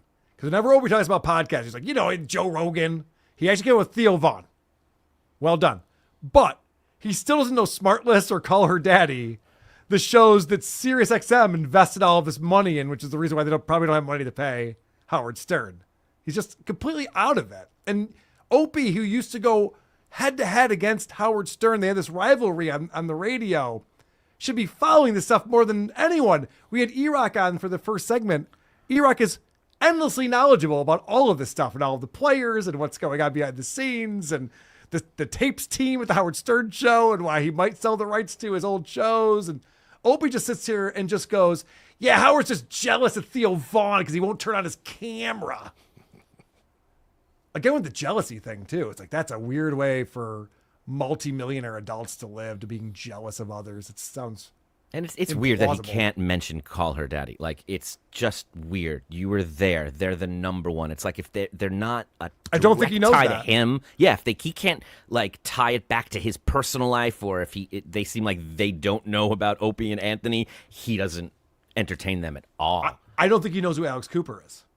Oh no, he has no idea. That's crazy. He thinks that's a guy. He's in podcasting and he doesn't know Call He Her has no Daddy. idea. He's never mentioned it. All right, so this right here might be the problem if I'm going to help my buddy Greg out.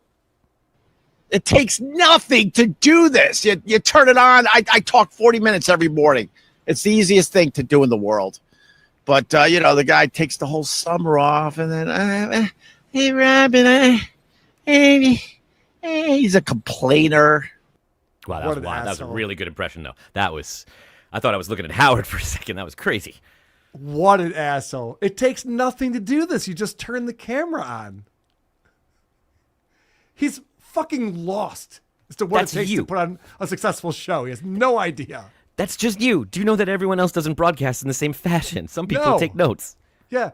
Like Theo Vaughn, that's a perfect example. He gets like big guests on. Has conversations with them. Did you see the first interaction between Theo and Joaquin Phoenix? No, I didn't. It's within 15 seconds, Theo's completely disarmed this guy. And Joaquin's like, wow, you are very sincere. Like, he's touched by how sincere this guy comes off. He doesn't recognize any of this stuff. No, he has no clue. He still is in this mindset. It's all celebrity driven. And so if you have a name like Joe Rogan, people watch you. If you have a name like Howard Stern, people watch you. No, you still have to put on a good show also.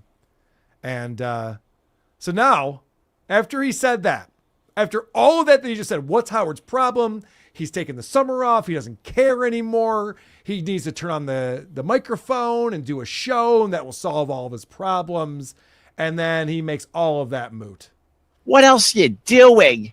In this new culture, I'm not going to lie to you, it's exhausting. If you don't keep up with your social media, if you're not live streaming every fucking day, if you're not putting clips up every fucking day, these people, meaning you forget about the person immediately. You got to constantly be feeding the beast. And this guy takes the whole summer off.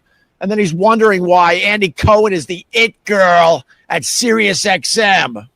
Oh, my goodness. You just said it's no work at all. You just turn on the camera and just do a thing, and then that keeps you relevant. And then immediately after that, I mean, there's no time in between. He goes, and it's so much work. You have to get clips up, and you have to keep pushing your social media. Do this and do that. It's like, yeah, maybe that's all the stuff he doesn't want to do. Then, Opie, you just explained all the stuff Opie sucks at. Yeah, you just explained the exact opposite point that he was making this entire video. And I'm not implying that he has a younger audience, but anyone under 30 that was born into this world looks at what he's complaining about like, you sound like you're going to school and you don't want to read all these books. Like, yes, you have to put it out every day. Anyone under 30 is just like, that's the fun part. Right. I'm making video clips. I'm posting that on my Instagram. Oh, right. I thought he loves this. What are you talking about? I thought this was right. Yeah. What he does for joy. Right. You would think, because that's what he talks about. Remember when he needed to buy a new phone? He's like, this is how I make my living. That's how I make my, Okay. All right. I did play these clips on Drew's show yesterday, but I feel like it's very important that we keep this on WATP because this has been a saga this year. And we've discovered that Opie is a hero. Mm-hmm. Like David Hasselhoff. This is a man who just runs out selfless into the ocean, into a riptide to save children's lives. He doesn't even know them, but he needs to be the hero, and he reminds us of that. The other storyline this summer, well, you're officially looking at a hero. You're looking at a hero. And I don't know why, but E-Rock's hoping it's a sandwich. Where is this hero? Why, but the fact that I'm a hero is bothering people. I'm a hero, and it bothers people. I don't know why it would bother people. Maybe because they didn't have the balls to go into that rip current and help save 2 children. But I'm a hero. I've been trying to downplay it all summer, but we live in a very small, tight-knit community. We got our own police. We all got guns. Uh-huh. We all got crazy security. Sure. Where are you going with this, Opie? We all know each other. People are literally stopping on the beach going, "Are you the one?" I'm like, "Yes, I am. Yes, I am." Bullshit. All right. Opie is the hero of the summer. Everyone in the neighborhood is just like, "John, there's Greg. There's Greg. Oh, is that Greg? That's the Greg who saved the life." I'm like, "Shit, that's Greg. I met him once. I touched his hand." What? This is what we're led to believe from this. This is Homer Simpson. You're cool. You're so mean. All right. He said 2 things, like one after the other. If it was written in a script, you wouldn't believe it. It was something like, I'm a hero, I'm a hero, I'm a hero. And then I'm so selfless or something like that. He was like, I don't even care. Why isn't everybody paying attention? I've been downplaying it. Thank you. Meanwhile, I was just like, do you guys realize I'm like a huge hero though, right? It's like, which one is it? You said that one into the other. That's not how that works. And heroes are not famous for saying, I'm a hero. Typically, that's what they don't say. Just ask any of the people behind me. All right, so I want to remind everyone that the father of these 2 kids who were going to definitely meet their maker, if not for the Opster, the father is a big fan of the Opie and Anthony show. And I'm playing this because this plays a very important role into what we're going to see Opie talk about next. Then it turns out her husband, who was in deep trouble in the riptide, he turns out to be a huge old Opie and Anthony fan. When he used to drive down to Baltimore to see his now wife. Now, the reason why this is important is because There's no way this guy was aware that Opie was living in the same neighborhood and was still doing a show, but now he is. Now he's very aware of that because Opie was the reason why he almost died, telling him to run into the riptide and get whisked away into the sea. And because of that, I believe him and his wife are now watching Opie's stream. They have to be. Opie's this hero. They just interacted with them. We just found out he's the neighbor. Oh my God, I remember Opie and Anthony back in the day. I would listen to them on my long drives. I was a huge fan of the show. And so I think what Opie is doing in these next clips is performing for this family. This is him communicating directly to this man, the fan, and his wife, whose daughter he saved. You know, I'm not going to lie to you. In the back of my head, because, you know, if you've been following the storyline, this is one of those unbelievable storylines for the whole summer. If you've been following the storyline, she said, we need to have you guys over for drinks. So then I'm fantasizing what I'm going to get for rescuing her daughter from a riptide. And it's official. I saved her life. The mom said it to my wife and kids. I saved her daughter's life. So in my head, I'm thinking, wow, what is that worth? Because, man, they got a house that dwarfs my house. She's got some bucks. She's got some money. So the reason why I'm setting this up this way, and I truly believe this, if this is a bit, fine. Opie being a selfish, greedy douchebag, like, what's my reward? Pay up. I did something cool. But it's been established. These people are watching this. Okay. And so he is going to reveal what his reward was. But first he's going to fantasize about what it could have been. I'm fantasizing about, wow, maybe she'll pay my taxes out here. I'm fantasizing about a lobster dinner.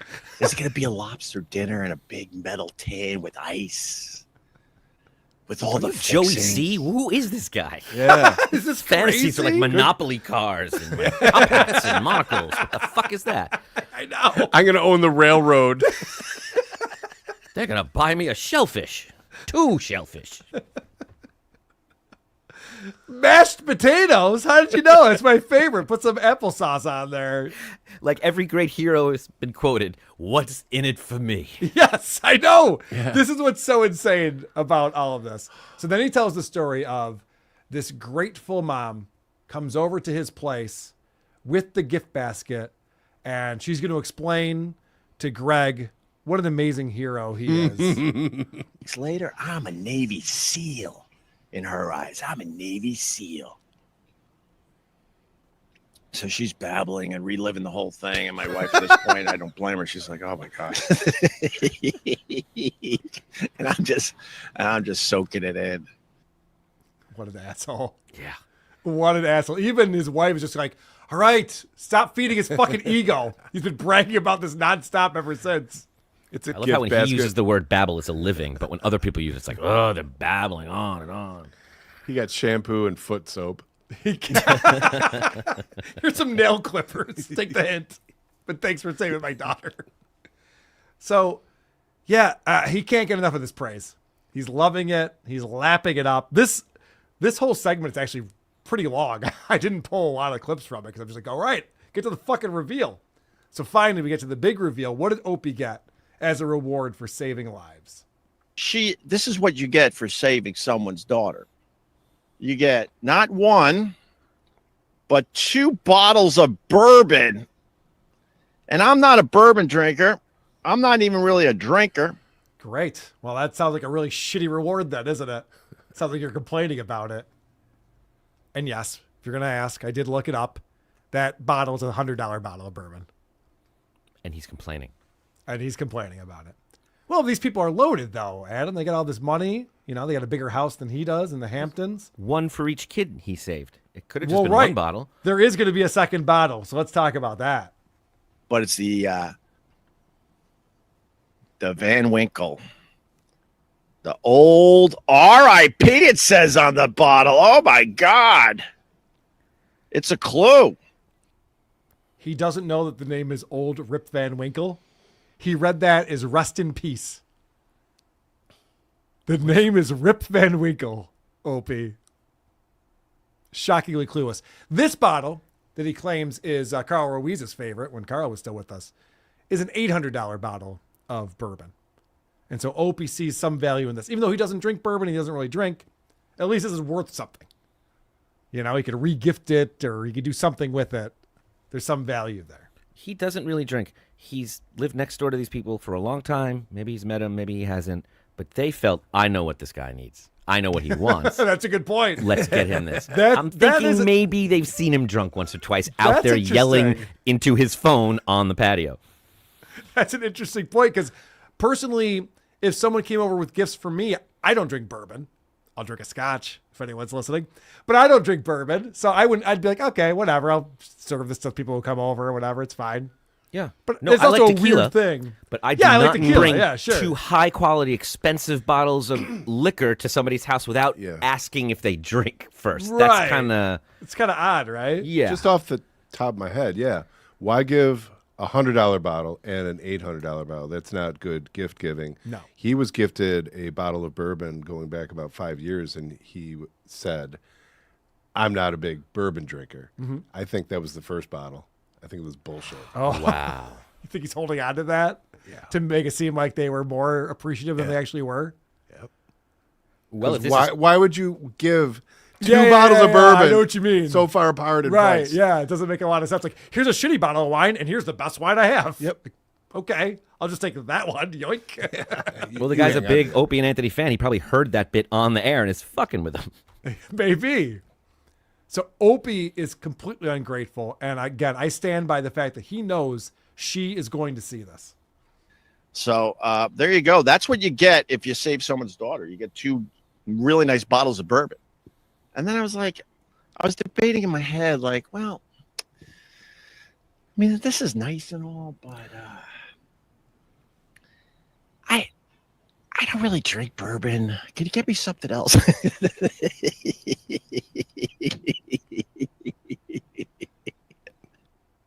What a scumbag. Yeah.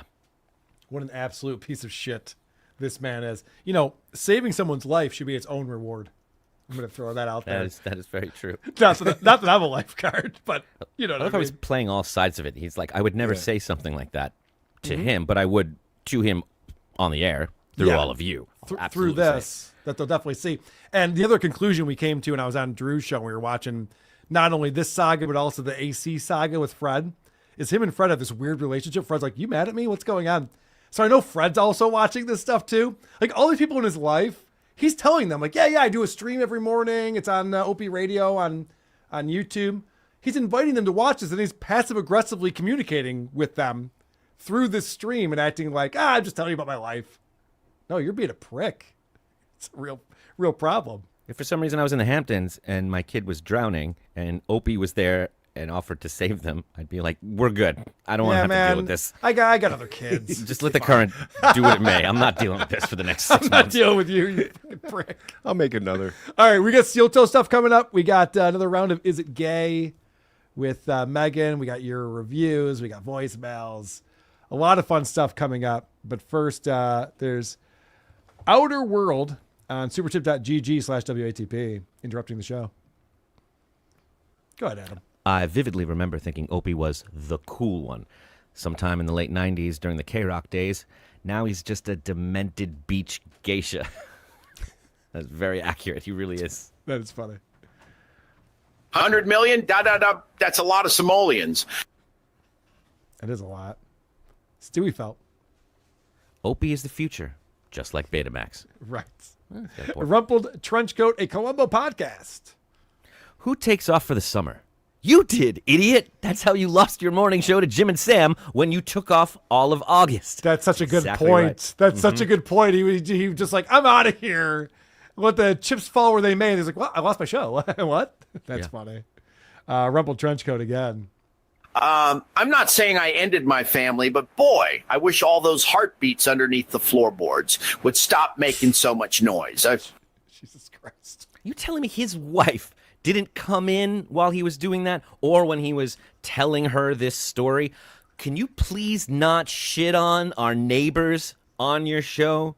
if this was real, if his wife is still there. Like, I know. it just doesn't check out at all. The story's made up. The wife's gone. It's all- Dude, the other funny factor that I didn't get into is he now has mold in his house Oh because my they had to God. open the windows for the whole summer because the AC's not working. You can't do and that. so it's just the ocean air coming in and wrecking everything with humidity.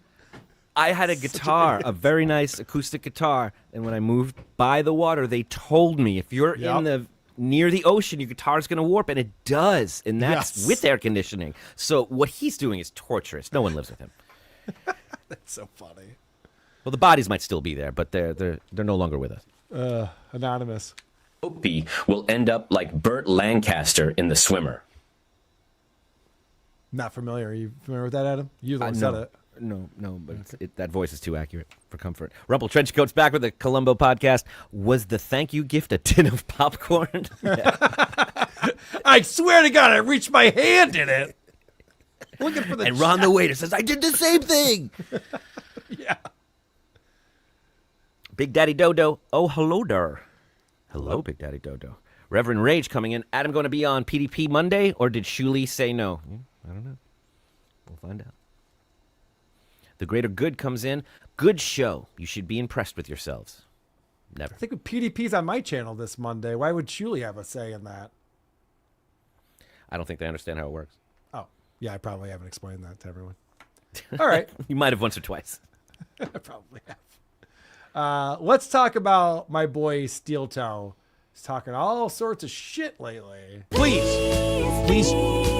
guys, Streamlabs, PayPal, Super Chats, Rumble Rants, Venmo. Maybe, you know what? Maybe we don't deserve it. I want to start off with the clips that you pulled from this morning's episode of StutJo. It was too much. You start listening, and it's just every 5 seconds is some unbelievable moment. But I took particular umbrage with his calling out of someone named Lil Tay, who started an OnlyFans. So Lil Tay became famous when she was like 9 years old. She was doing these viral video, social media clips where she's calling everyone out. She's just like, oh, I got a Ferrari. I don't even have a license to drive. I'm only 9, but I can drive a fucking Ferrari, bitch. You ain't got shit. I got everything. There's like this weird whatever. Oh, that's Cartman. Yeah, it was kind of like Cartman kind of thing. And she just turned 18. And what's wild about this story with Lil Tay is that this was like a countdown thing where it's like, as soon as I turn 18, I'm going to activate my OnlyFans. Guys were purchasing this back in 2023 when she was 16, knowing that it was going to launch in 2025. So very much That's not like good. remember, very much like that Olsen twins vibe thing where it's just like, oh, at this date, they're going to be 18. You're like, okay, well, they actually turned into mutants, so it's bad news. But yeah. I think the technical term was gremlins. Gremlins, yeah, thank you. So Lil Tay did a similar kind of thing, and Aaron's going to talk about that and not realize how dumb he sounds saying this. It's so tragic. It's sad that women. Holy shit, that shirt's in regular rotation now? Fuck. I have ridiculous shirts too, but I wear them few and far between. You know what I mean? And ironically. Yeah. It doesn't scream shock jock, that no, you don't think Miami so? Vice palette, yeah. You were just waiting. It's so tragic. It's sad that women are like, some of these women are so stupid that they don't see that OnlyFans is just them being their own pimp in the sex trafficking business. They think it's empowering. They think it's, oh, I'm creating the content. You're still other people's whore for money. You know, you're just the pimp. You're the pimp and the hoe. It doesn't make the business you're in any better. It's still short money. It's still money. Nobody cares about you in the business, and nobody's looking out for you. And you're not educated enough to be able to handle it all yourself. So just watching these people take this shortcut of OnlyFans, knowing how the road's going to end. Okay. It's either a lack of self-awareness or, I'm going to throw this out there, he has zero respect for his audience. He thinks that they're dolts. And this is my new train of thought ever since watching the people that showed up to Stoney's for the 11th year anniversary, and they went, "Oh, these are the rubes that go, Aaron's got it all figured out," and keep throwing money at him. Because for Aaron to go on and talk about how you have zero self-respect and you're just begging for money on OnlyFans and just selling out to do that, it's like, all right, Venmo, PayPal, Rumble Rants, fuck, really? I think when the shows go on for so long, like 3-4 hours, they're not even aware of what they're saying anymore, and they don't catch these crazy segues, like when he goes from that to PayPal, Rumble Rants. You might be onto something here. And this next clip you pulled, you said, to quote SJ, projection alert. Yeah. This is ripe for the stalkers. This is ripe for, unhealthy relationships, the whole deal. And like, good luck getting a good partner while you're flashing your pussy on OnlyFans. Like, that's it's gonna narrow the field, if you will, and it's going to cause problems. No. Oh, by the way, Nova, you're good. All right. Who is he concerned for? I know he's so concerned for this OnlyFans girl. He's all worried about for some reason. I have no problem with OF or anybody making money any way they want to. I got no problem with busking. What I have a problem with is an asshole like this judging people that do OnlyFans while he is comfortable making Johnny Crutches stand for money. And the more money you give him, the more this handicapped gentleman will stand for your amusement. You're telling me one is better than the other? Nope. Oh, he thinks it's completely different, which is insane, because if Aaron had a body anyone wanted to see, he'd be on OnlyFans. Yes. Yeah, he would be his pimp. He would definitely be jerking off on a live stream if people gave him money to do it. Aaron's not pretty people much don't give is. money to do that. Don't do that. I know. This is actually more embarrassing, to be honest. All right, this is the parallels between his life and what he's talking about. It finally dawns on him. He finally realizes, like, oh shit, everything that I'm talking about right now, people could point at me and say the same thing. Oh, and then these women, they've been convinced by the porn industry. They've been convinced by these demons in this industry that somehow this is empowering for them. We're empowering women. Yeah, open up your pussy to the point we can see your fucking kidneys. It's empowering. Give away every intimate detail of your body that's supposed to be for you and a partner. It's fucking empowering. It's gross, man. I'm uncomfortable and I'm disgusted with myself for how I allowed my wife to fucking behave while she was on this show. I should have kept her away from that completely. She behaved like a rank fucking slut sometimes, and I allowed it, and that's fucking disgusting on my part. So I'm teaching you this lesson from a guy who learned the hard way. Value your relationships. Keep shit private. Don't show shit off for strangers who don't fucking matter and don't give a shit, and a lot of times find it weird. So the porn industry has convinced these stupid, wayward hoes that showing your fucking guts to the entire world or fucking on camera is somehow empowering. No, it's giving up a very special piece. God, how much stress is he under? Look at that zit right here. It's going to pop. Look out. that is some pimple he's got going on. Fucking on camera is somehow empowering. No, it's giving up a very special piece of yourself. Very special. For what? Money and exposure. The devil's gasoline. What? It's unbelievable. The lack of self-awareness here. Even when he realizes it, he still has to double down. He does sound like a churchgoer, though. Yeah. There's so much to unpack there. Like, I allowed my whore slut wife to be a slut on camera. That's on me, guys. I'm going to take responsibility for me allowing her to be such a whore. Like, do you know what you sound like? You put her on the air. Remember that pimp you were just talking about? Mm-hmm. That's you, buddy. Making that guy stand for money.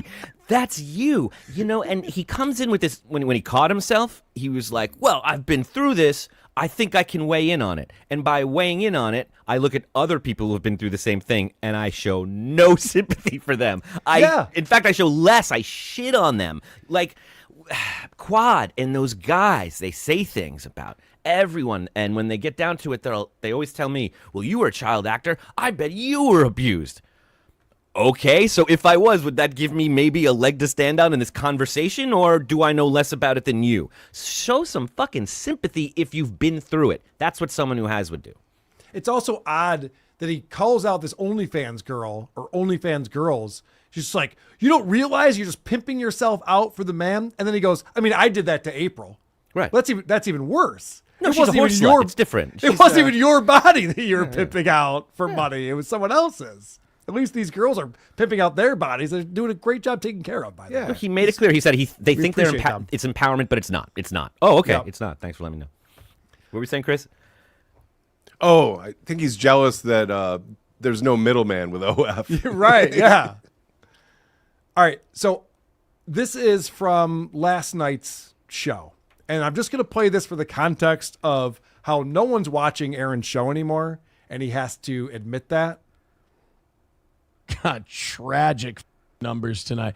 I don't know what I did wrong, or I don't know if there's some kind of event on tonight, but oh boy, this is a flop, sweaty steel toe. I'm just going to do a great show and just not look at those numbers because they are bad, our lowest in a long time for tonight's evening show. So hit like, hit subscribe, hit follow. More importantly, hit the goal. That's going to be important. We're going to need all hands on deck tonight because it's going to be a little audience. This man's insane. No one's watching this show. No one cares about it. So you better start giving me even more money. Because now I'm going to need everybody to start handing over money. We don't have the luxury of having a big show that's actually entertaining and people enjoy. I'm not even going to look at the numbers. I'm just going to put on a kick-ass show. Prove it. Yeah, and then beg for the goal immediately. So he's going to start talking shit about me and Tukey. And yes, like I said, I brought my receipts today. We're going to prove Aaron wrong about this. And we're going to start off by him talking shit about Tukey. Now, what happened was Tukey was on MLC. And what happens on MLC is either you agree with Kevin or you get kicked off. And Tukey was bringing up some really good points. He was also being very funny. And so Kevin kept kicking him off the screen when Tukey was telling Keanu, like, for example, Keanu was reading text messages that I had sent her and Gino privately. And Keanu's whole point when she was on This Little Piggy with Nick Rekieta was that Nick didn't have permission to share text messages that April sent him. And so therefore, Nick's a scumbag and a piece of shit. Even though Nick kept saying, no, I did get permission from April to share these. But then Keanu, I didn't get permission to share text messages I sent. So Tukey goes on and goes, what the fuck? Hypocrite police. He didn't say that. But, you know, what are you doing? By doing this is everything you stand against. But Aaron has now spun this. The narrative is that Tukey, the reason why I got kicked off of MLC is because he's just not good anymore. And no one likes him. Hui says Tukey crashed out on MLC. You should invite him on the show. I hear he's been having a lot of crash outs lately. Oh, yeah? I tell you, the toe just breaks people. And I don't even try. They just do it to themselves. It's f***ing wild. Yeah, Keanu broke him. I've broken him, apparently, even though I've done nothing. He's a weird guy. Look, anybody who's middle-aged and shoves their fist up a puppet's ass and thinks that's, you know, positive development, you got to question their sanity a little bit. It was only a matter of time before that guy showed his true colors. I mean, somebody's taking the internet a little too seriously. Anytime you're crashing out as a puppet, you got to start reevaluating, man. I'm sorry. Aaron, just a FYI for you, buddy. Tukey is crushing it. He's crushing out. Tukey is doing fan-fucking-tastic, way better than Aaron Imhol. Bigger numbers, more people giving him money. It's not even close. He's beloved. He's beloved. Everyone loves Tukey. He doesn't go on and do shows enough. I think that's really the general consensus. And so for Aaron to just go on and have one person be like, yeah, he crashed out on MLC. He's like, yeah, I've been hearing he's crashed out all over the place lately, man. That Tukey. No one's watching This Little Piggy when Tukey's on. No one's watching Tukey's Soup. I know. Rocco's got his shit together more than anyone else I've ever met. But this fucking idiot is talking about how he's crashing out. So he's just inventing a fantasy world that helps him cope with what's going on in his life. Because honestly, if I had Aaron's life, I'd want to pretend everything was different as well. Let's get into Smug Aaron. This is a fun version. This wasn't Smug Aaron? No, it gets worse. Okay. It gets worse. This is helpful, Aaron. Yeah. Okay. It's too bad to hear about it. It really is. But I told you guys, I warned you. All of you guys who come back to me and go, oh, this happened. I told you that shit was going to happen. I can see these things. I know some people I know better than they know themselves, especially internet people. They're not very difficult to figure out. There's a lot of... They wear their unresolved life traumas on their sleeve. And communicating through a puppet is a big red flag. Carl also letting Keanu know that he's very sensitive about Kevin Brennan talking about his clubfoot. And bum. Jesus. Anyone who needs me to stay relevant is kind of a bum anyway. Baba Huey with 199 says, fan of you both, think interview with Carl would be great. Carl took the shortcut. He did. This is interesting right here. Interview with Carl would be great. And I say, anytime, anywhere. I'll do it on his channel. We can do it on both our channels. He can do it on my channel.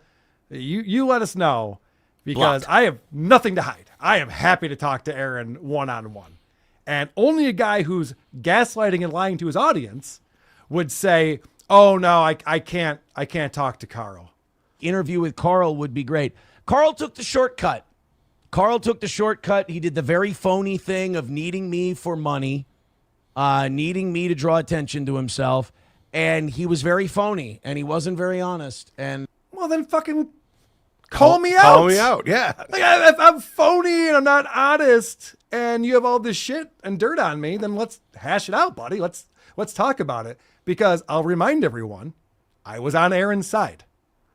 And I said, Melton's saying that April's on drugs and they're not together anymore and all this shit's going on. I said, Aaron's playing the long game. He's going to show up with April next to his side and they're going to go, ha, you guys are idiots. Turned out you were on drugs. I was the idiot.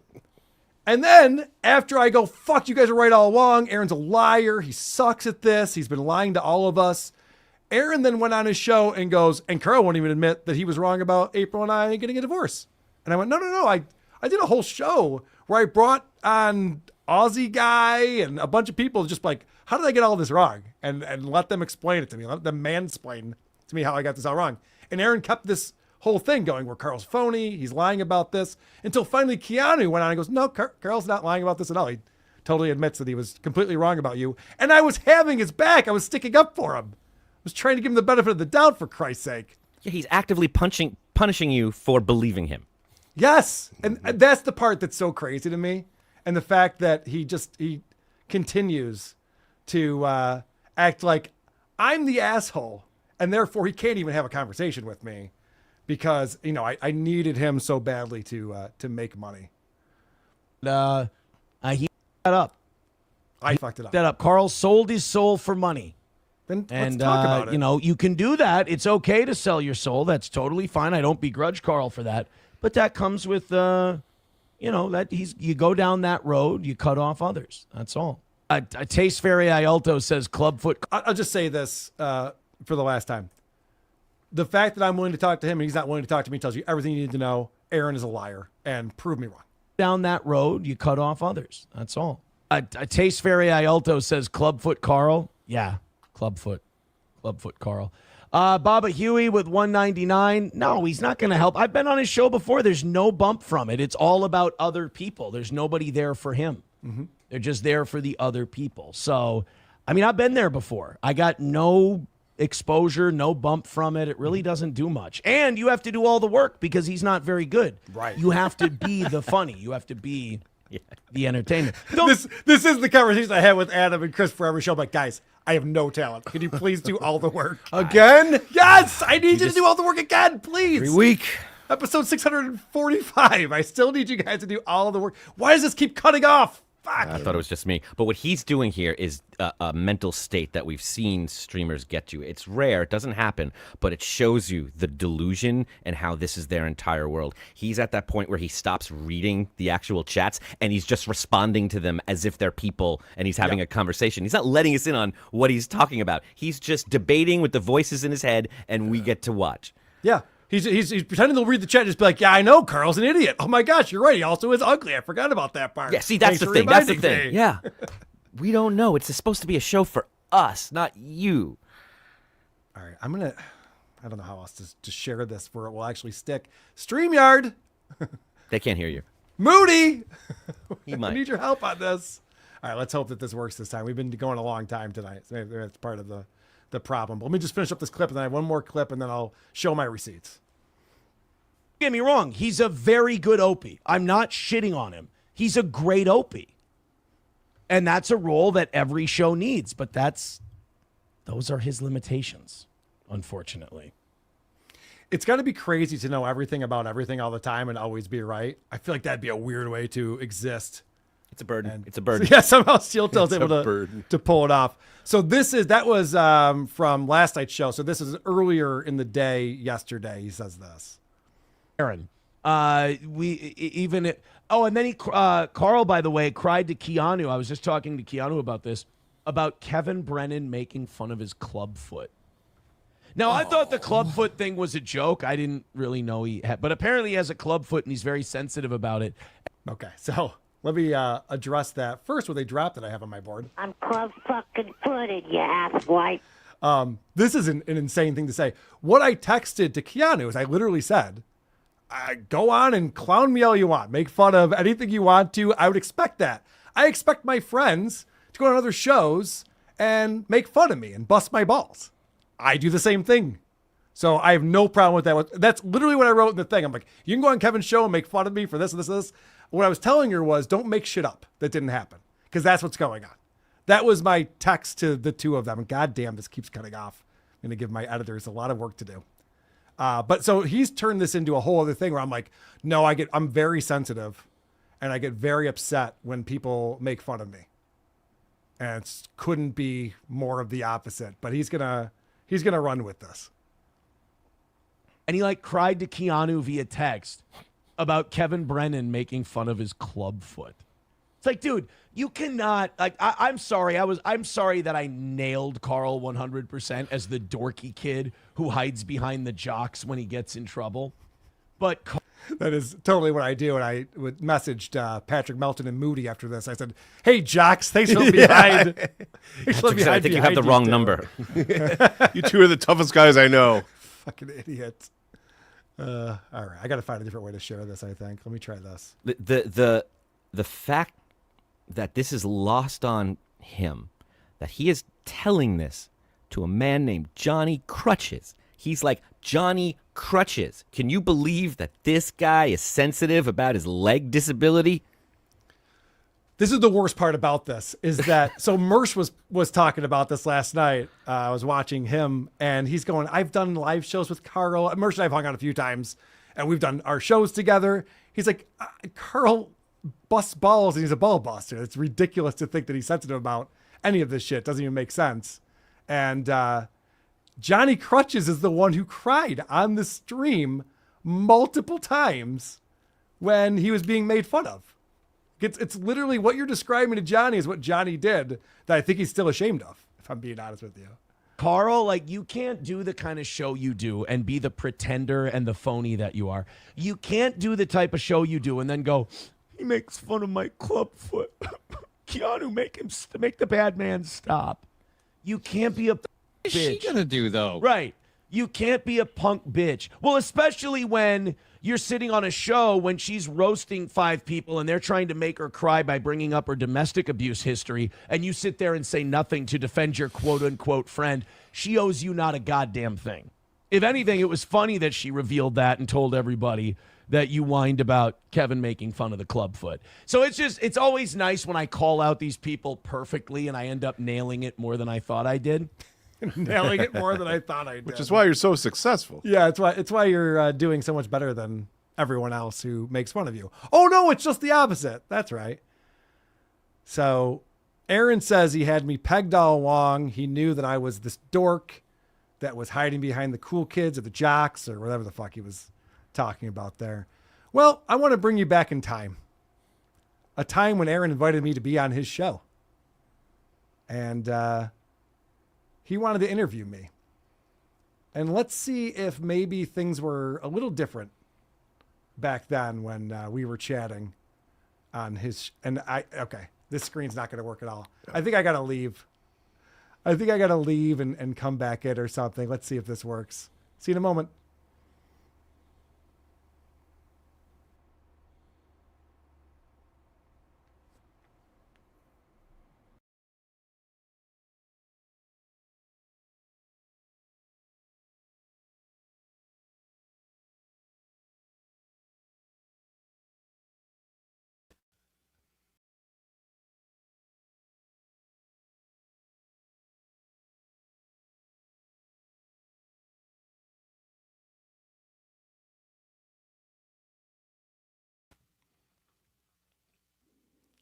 Did Adam leave too? What's going on? I don't see Adam over here anymore. He's a wise man. I didn't tell him to leave.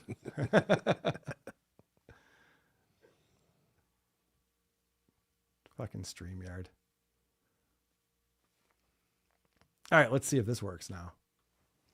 Wouldn't that be cool? Wouldn't that be neat if we can get this all to work? So Aaron said he had me pegged all along, and he always knew what a nerd I was. This is when I showed up on his program. Today, you got your hands on way more audio than we did last week of the last Anne Heche podcast. And yes. As you smile about, yeah, you fucking know you did. And by the way, you had Jim Norton on. We're going to talk about the whole Opie and Anthony connection that you've seemed to make. That all of us who have been influenced by that world should be extremely jealous of. You're basically getting to live out an Opie and Anthony fan's wet dream at this point. Yes, that is. Someone has pointed that out to me before, and it's very, very true. Like if you think about listening. All right, so it starts off with Aaron saying, "Holy shit, you guys had better content, better coverage of this thing that we were doing. Jim Norton was your guest on there," and at the end of this episode, this is very telling for a man who claims that he knew all along how much I suck. Great stuff. So, Carl, thank you very much, sir. Is there anything else you want to tell people before you run off here? Well, Aaron, I know you only had me on because you wanted to get out in front of it because you didn't want us goofing on you. Of course. So I think that was strategically a good move on your part. I think you made a wise decision today now that we're friends. Look, first of all, I know you're busy, but I would love to have you come on and co-host a show with me sometime. That is the dream invite I've been waiting for. I would absolutely do that anytime. And not only did I do this to get ahead of being trashed on Who Are These Podcasts, I'm also not comfortable and still think that if I don't keep myself as sharp as I can, I still could find myself there. Yes, so, that's very true. There is in this game, there is no such thing as safety. How telling is all of this? I call Aaron out for inviting me on his show so that we don't make fun of him. And then he goes, yeah, and I realize I still might slip up and you might make fun of me someday. But he really loved the idea of coming on WATP, a show that he now says is a trash show with the guy who can't run a show and sucks at what he does. And it's even more telling at the end here. There. Carl, I would love to do a show with you sometime. That was going to be my grand analysis of whether or not this went well. You know, if I got this was basically the kiss at the door at the end of the night. If I got the invite, I'll know we did okay. You did okay, buddy. All right. We'll be in touch. We'll get that set up. All right. Sounds good. Thank you, Carl. Thanks, Aaron. All right. Carl from Who Are These Podcasts. Thank you guys very much for joining us. You know what? Speaking of being exhausted all the time and working, I got to go get back to work. All right. I was calling him out for doing too many shows. But yeah, he was actually, that was his goal, was to be invited out to WATP. That was the dream. And now he claims that he always knew he sucked. And It's real manly to talk about how you were nervous you weren't going to get a call back right after you got the call back. It's like, you got it, buddy. You don't need to take us through the process. Yeah, I know. Also, he did it again. Sorry, can you show that picture of you two again? That was just up? Or is that going to break everything? I can do that. Yeah, I can do Okay, great. I love the idea that the guy on the left looks at the guy on the right and says, "What a nerd." Well, you being my boyfriend would say something like that. I do appreciate it. It's very sweet of Adam's you. got your back. He does. All right. We have a game that we need to play. Very important game on this show. And when we play a game, we bring in our review girls. Annie is with us. What's up, Annie? Oh, hello. Good hello. to see you. Great to see you. And we have Megan is with us as well. What's up, Megan? Hello, hello. Wearing your new Stonies shirt, I see. Yep. Megan went to a Stonies. It's not the real Stonies. So. There's one in San Diego, and it's a pirate themed, so it has a skull on it. Stolen Valor, if you ask me. All right, we're gonna play a round of Is It Gay? We need a stinger for this show. I realized. So. Well, before we play, yes, Patrick. Patrick called me out on his show just now. He said he was going to in the game. Discord. So Yes. What happened? So, for those of you who don't know, I've been a big NLO fan since the beginning for 20 years now. And back when it first started, he used to play a similar game called Is It Gay? And he had this really fun jingle, and it has just been living in my head all these years. And when you asked me about coming up with a game about Aaron, of course I thought of the song Is It Gay? Because he, talks about gay things all the time and calls everything gay. So I thought it would be a nice little tie-in of something that I have always enjoyed and brings me joy, which is Patrick's show, and bring it here. Megan, no, tell Patrick to shut the fuck up and go fuck himself. No. He's not doing it. We're doing it now. I know, we are. I'm taking it back. But Yes. But it's It's mine now, Patrick. It's mine. WATP does Is It Gay? Go on his captain now. He's overdose the and captain. watch some old episodes. It's just, I don't know. It makes me laugh, and I hope it makes everyone else laugh. And I hope everyone laughs at this, because I find all this very funny. So All of these shows inspire each other. It's like the evolution of music. Yes. We all have the creators that we look up to. And I ripped off Jocktober. Is that what you want me to say? You got me. So this is the game, Is It Gay? We listen to a little bit of Aaron talking about a certain subject, and then we all have to figure out, is he going to call it gay or not? Because he's not a creative man, and he often calls everything gay. So this is round one of Is It Gay? So this whole thing is just the I don't. That's. Oh my God! Accused of being Nazi propaganda because she's blonde and blue-eyed with giant cans, and they're using that to sell jeans. Oh fuck!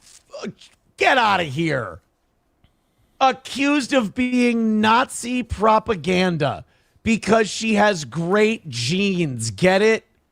Like Hitler. Like eugenics. Oh, it's a Mengele commercial. Jesus. Get over it. All right. Well, Megan, you run the show. Is calling the American Eagle campaign of Sydney Sweeney Nazi whatever. Is that gay? Whatever it is. Mm-hmm. Is American Eagle gay? Who are you Annie. asking? All right, there we go. Yeah, it's gay. Okay. Adam. I mean, the gayest thing we just saw was Aaron, because that little trail off he did there, people used to not know Kevin Spacey was gay, but now that they know, they look back and you're like, oh, I see it now. Like, you can see what came off, what he thought was steely cool was just kind of like, oh, really? We're doing that now? His little twirl at the end was the gayest thing about that. So having said that, Mengele is gay. Yeah, we'll go with gay. Also, his new hairstyle. Can we play Is It That Gay? What is he doing? He's trying to do a comb over thing to his widow's peak, which we all know what it looks like. You're not fooling anyone. It's gay. Producer Chris? I went gay. All right, we're all going gay. Let's go. I mean, it's a retarded ad. Like, it's dumb. Annie, You threw us off there. We count on you to know if things are gay or not. It's retarded. It's not All right. gay. Well done, Megan. We got round 2 here. No one scored on that round. My Lost Interest says, can you play and rewind to the beginning a third time? I mean, just for study, right? Just so we make sure we know we have the right ad, because I could have the wrong ad. Because I just heard about this today. So let's make sure this is the proper Sydney Sweeney. You guys want it full screen? How about full screen? Is that... Is a Sydney Sweeney ad gay? Yeah, definitely. I'm just going with Annie. Okay. I see. This doesn't look like it could possibly be gay. How could it? I know, but it's also not retarded. No, but either, Aaron so I don't know. turns very straight things homosexual. Yeah, somehow. he does. He does. I'm going. It's gay. Producer Chris. I'm going not gay. I want a point. All right, let's go. Jesus. And I just want to let you know, yes, it's gay if you whack off while I'm on the screen. Even if it's just little me in the... It's gay. I'm on the board, baby. This is exciting. Very well, exciting. You, Adam, and Annie. But No, yeah. I know. I'm just rooting for myself, though. I don't care about these other losers. All right, round 3. We got a 3-way tie. I thought it was all a hoax. I thought it was Russia, Marsha. Now all of a sudden there's an island. Wealthy people went to the island, but Trump never went to the island. But if you ask him about any Epstein stuff, it's all a hoax. I don't, like, for the life of me, I don't know what their approach, like, none of this is cognitive, like this, none of this is connected. Like, Is Epstein Island gay? Annie? Not to Aaron, so no. Yeah, I mean, he was actually talking about a brain not connecting to other things. So I'll have to assume out of the two choices, he's talking about retardation. I'll go with not gay. Retardation. I'm going gay. I'm going gay. That's a nice Flip one. Yeah, I went not gay. All right, I can take the lead, I think, right? Let's see. Correct. it's all very disjointed and weird, this fucking guy. Oh, there actually is a method to this game, apparently, and I stink at it. All right. Congrats, everybody. Yeah, every time I get it right, I feel just as bad as when I get it worse. No shit. It really is just a coin toss, isn't it? He could call anything gay. This man is not incapable of making everything gay. All right, here's round 4 for us. You guys are so awesome this week. Just incredible. Ryan the Garbage Man says in Germany, supper lasts at least 2 hours. Hour and a half, 2 hours. Is a very long supper in Germany gay, Annie? I think so. I'm gonna go gay. Adam. Where in Germany? Is it Berlin? Just Germany. Or... Okay. Just Germany. It's kind of gay. The word supper is gay, but I'm going to go not gay. What do you think, producer Chris? I went gay. All right. Over 2 hours, we're being a little gay. God damn it. I'm the worst at this game. We have to stop playing this game. No, it's a good one. This is a fun game for everybody. I don't know. I'll have to give it back to Melton. He's my friend. America loves it. I'll make a game for him next. All right, here comes round 5. What are the scores right now? We got Adam and Annie are tied with 3 apiece. And then you have 2 and I have 1? You also, you only have 1. Yeah, I stink. There's no chance in this. Do we have like a round that's worth 5 points or something like that? Can we have something I can do that if you want. No. This is what Southern But you have to get did gay. Tom Chiasano. This is you can't Getting change the 5 rules points in halfway a round through. is gay. All right. No. There's no rounding up or extra credit in this. Thank you. Roots was telling me during the golf outing, though, he was texting me and he was like, God, man. He goes, I fucking defend you. I tell people you're a cool guy and they lose their fucking minds. Is defending Aaron gay? And losing your mind. Is defending Aaron and losing your mind over it gay? We're defending Aaron, not defending Roots, Calhoun? Right. Okay, it's gay then. I'm gonna go with not gay. I think it's gay. I went gay. and I get yelled at. He goes, I don't want to get yelled at because of you. That's gay. I'm like, Yes! I'm back, baby. I think I figured it out. All right, so what's the score right now? Annie won with 4. Annie's the winner with 4. It's 2 weeks in a row. Yes. Well, yeah, Annie's the champion. We do have a bonus just for fun, just for the people at home. But yeah, Annie wins this round again. Congrats, Annie. Even going first, we still couldn't do it. All we had to do was follow her lead, and we still couldn't do it. Just copy her homework. It's fine. I know. Next time I will. I'm a bad test taker when it comes to is it gay. All right, here's one just for fun. Thanks, boys and girls. So let's get into it today. Lots to talk about. Los Federales with $1 says, how much for you to take the shirt off and do the rest of the show shirtless? Should we go down the panel? Yeah, you can start wherever you'd like, Megan. Adam, is Aaron taking his shirt off gay? Yeah. Carl? I'm going to say it's not gay. Annie? Somehow it's going to be not gay. Chris? Totally gay. I think this is a misdirect. Let's see. That's fucking gay. And That's Canadian. really gay. I meant to say fucking gay. A, that's gay, and B, that's really gay. Wow, I'm terrible at this game. I could have been more off on it. Holy shit. Well, there it is. Megan, another fantastic game for us. Yay. I hope everyone else enjoyed it. I hated it. Cardiff will be back with a game on Saturday. He's had his little staycation that he's been on. So Nice. That's always good. Guys, what did we do today? A lot. We did it all. Pretty much. We talked about Howard Stern maybe not re-signing with Sirius. We had Jessica Michelle Singleton on the show to discuss her time with Stuttering John in Vegas and being on Stephanie Miller with Stuttering John. We talked about Vito and Dick going at it on the biggest problem in the universe. Chrissy Mayer's SimpCast invited Adam on, and we found out what it's like to hang out with Aaron Imhol. As Keanu explained, don't. An interesting gentleman. Karmic doesn't like me very much.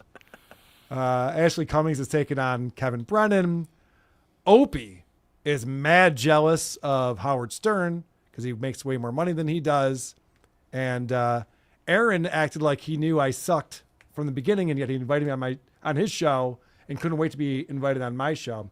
So you know what that means? It's time for everyone's favorite part of this show. The teaser. Next week's teaser. Next week's teaser. The teaser. The teaser. Next week's teaser. This is rare. No show on Saturday. The Isotopes are opening for Joan Jett. It's a whole day fucking thing, apparently. Got to get down there early in the morning for some reason.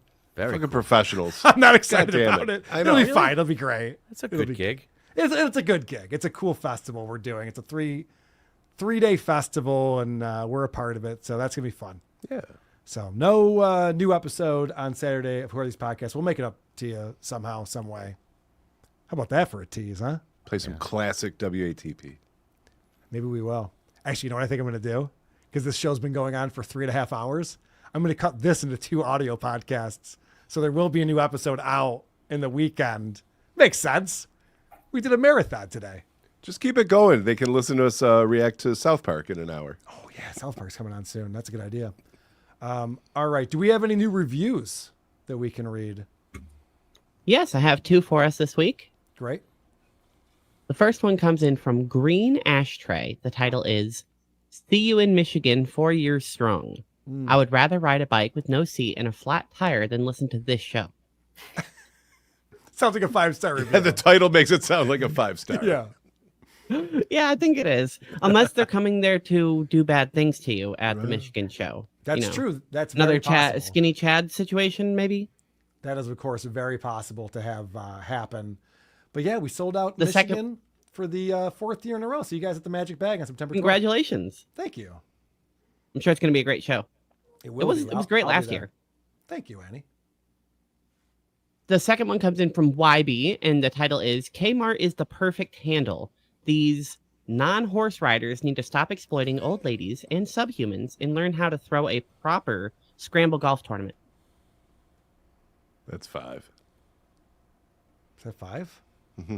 So that's confusing. 5-star. Okay. Oh, okay, Thank you. great. Very good. Well, thank you guys. Don't forget to review the show wherever you can review shows and comment and like and subscribe. All those things help the algorithm. And of course, on Spotify, people are now commenting on individual episodes. And Megan, you got any comments from our Spotify listeners? I do. I have 2 from last week's episode 643. The first one's from Joe, and it says, "Is it gay is boring and gay. Time for a new game." Wow. All right. So you're going to take Well, that we to had heart? we had a good run, guys. Yeah, we tried. Close it up. We tried.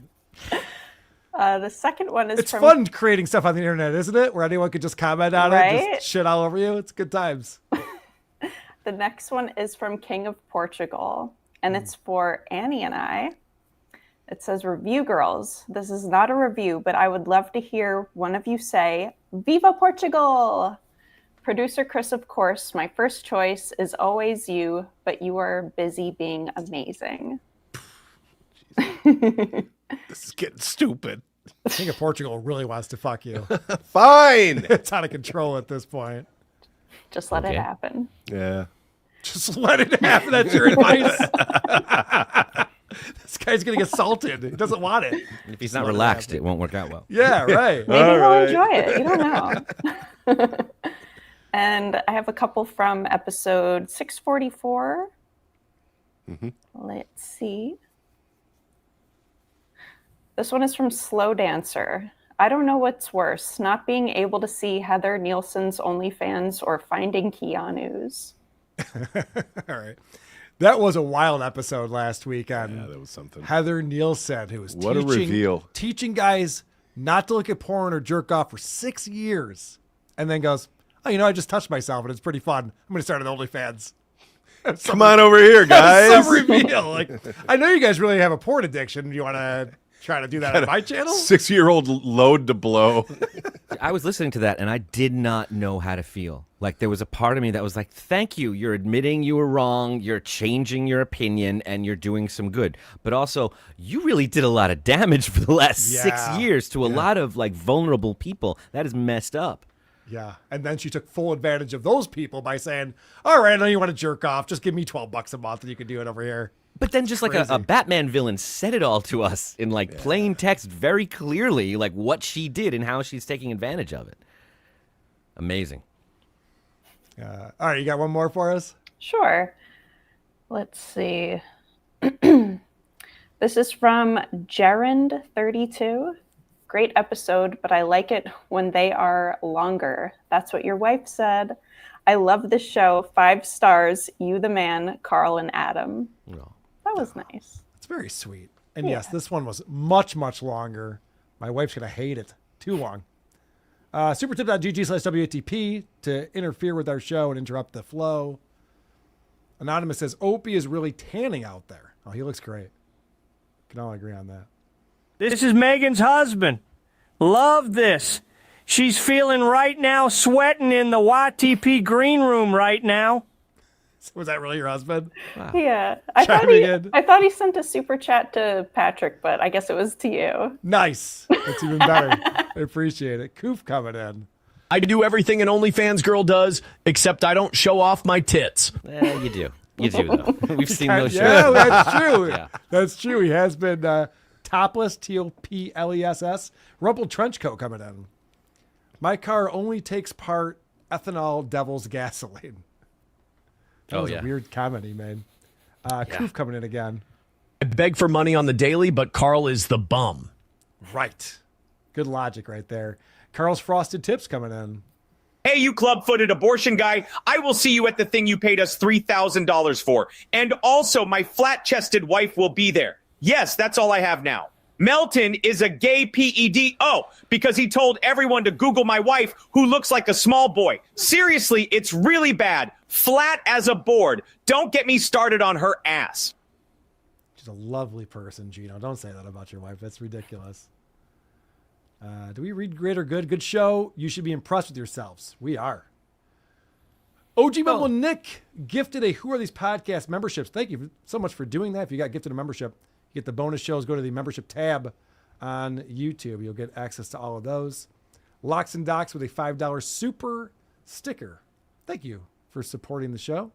We have a couple voicemails we're going to go through, and then we'll get out of here. But I appreciate all of you guys watching the program tonight. We had a good group.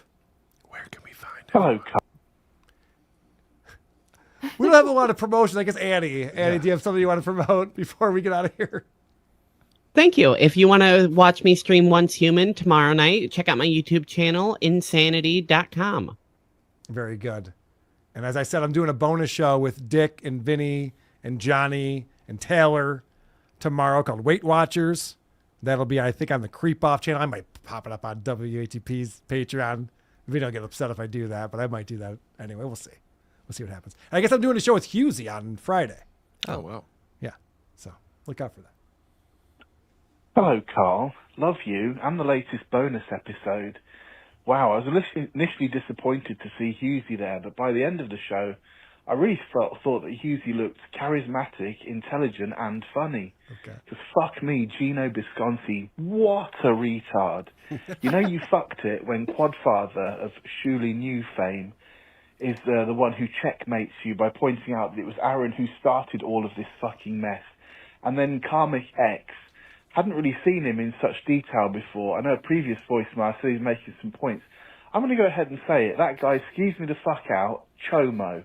I'm calling it Chomo. It's either children or animals, possibly both. And then finally, fuck me, JT movie reviews. What a mush-mouthed, dent-headed fuck. I would rather listen to him describe the consistency of the fistful of shit he just fucked, as opposed to trying to mumble and fucking crutch word his way through another nothing description. Jesus Christ. But yeah, good in the end, and it just vindicates my choice to be voting for you at thecreepoff.com every week. Thanks, mate. Vote for Carl at thecreepoff.com because Vinny's cheating and I need your help over there. But thank you, Boner Guy. That was a fantastic bonus episode we did with Husey and Lucy Tightbox. So if you get on our Patreon or our YouTube channel, you can also check that out. Charlie was very mad at Shuli. Hey, Carl, it's Charlie. For some reason, I hopped onto the Shuli show, which I never do, and I posted, why are you guys jumping on the Stephanie Miller bandwagon that Carl has been talking about the last week or so? And they basically said, go cry to Carl, blah, blah, blah. We can do whatever we want to do. It's kind of bizarre. I mean, you guys are making great content, and they're like, you know what? We can't come up with something original, so we're going to take his content. Anyway, big fan of what you do. I think I left you a message a few months back. People on your show don't like me. I'm actually a really nice guy. Sure. Anyway, I do enjoy what you do. I'll send you a quick email as well. But I just thought it was funny. He said, go cry to Carl. Well, maybe you should go back to them and say, nah, I'm not going to say anything. You do what you want to do. Anyway, big fan. Have a good day. Bye. Thank you, Charlie. I did get your emails as well. Appreciate it. Well, he said it at the beginning of today's show, maybe like 2 minutes in. Take care. Yeah, Charlie was very upset that Shuli was stealing my content. Well, he's also stolen Lucy Tightbox. You can see on Thursdays on Shuli's network. So he's still coming with a lot of original ideas over there, that Shuli. This is someone talking about Drew Lane complaining about taxes. Yo, this is bisexual Bo. Yep. I love the WATP dime because you'll put anything on here.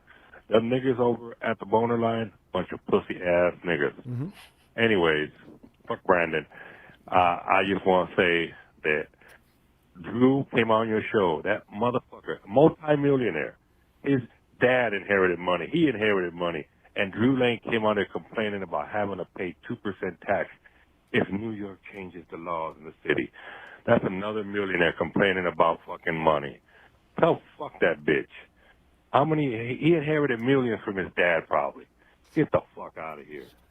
Biatch. Well, Drew had earned a lot of money in his career, but I do have to say, thank you for your call. Anyone who complains about someone complaining about paying taxes is retarded. You should not be paying taxes. It's all wasted money, and it sucks.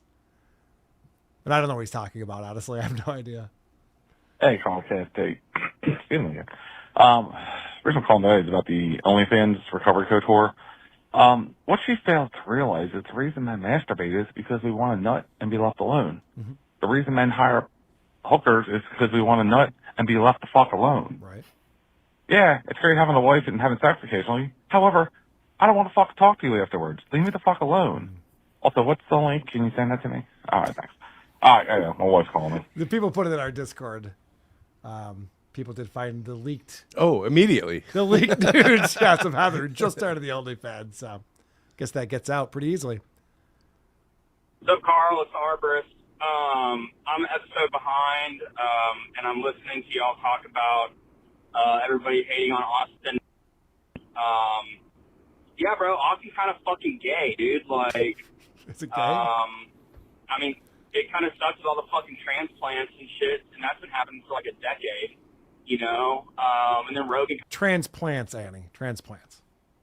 kind of fucked it up even more.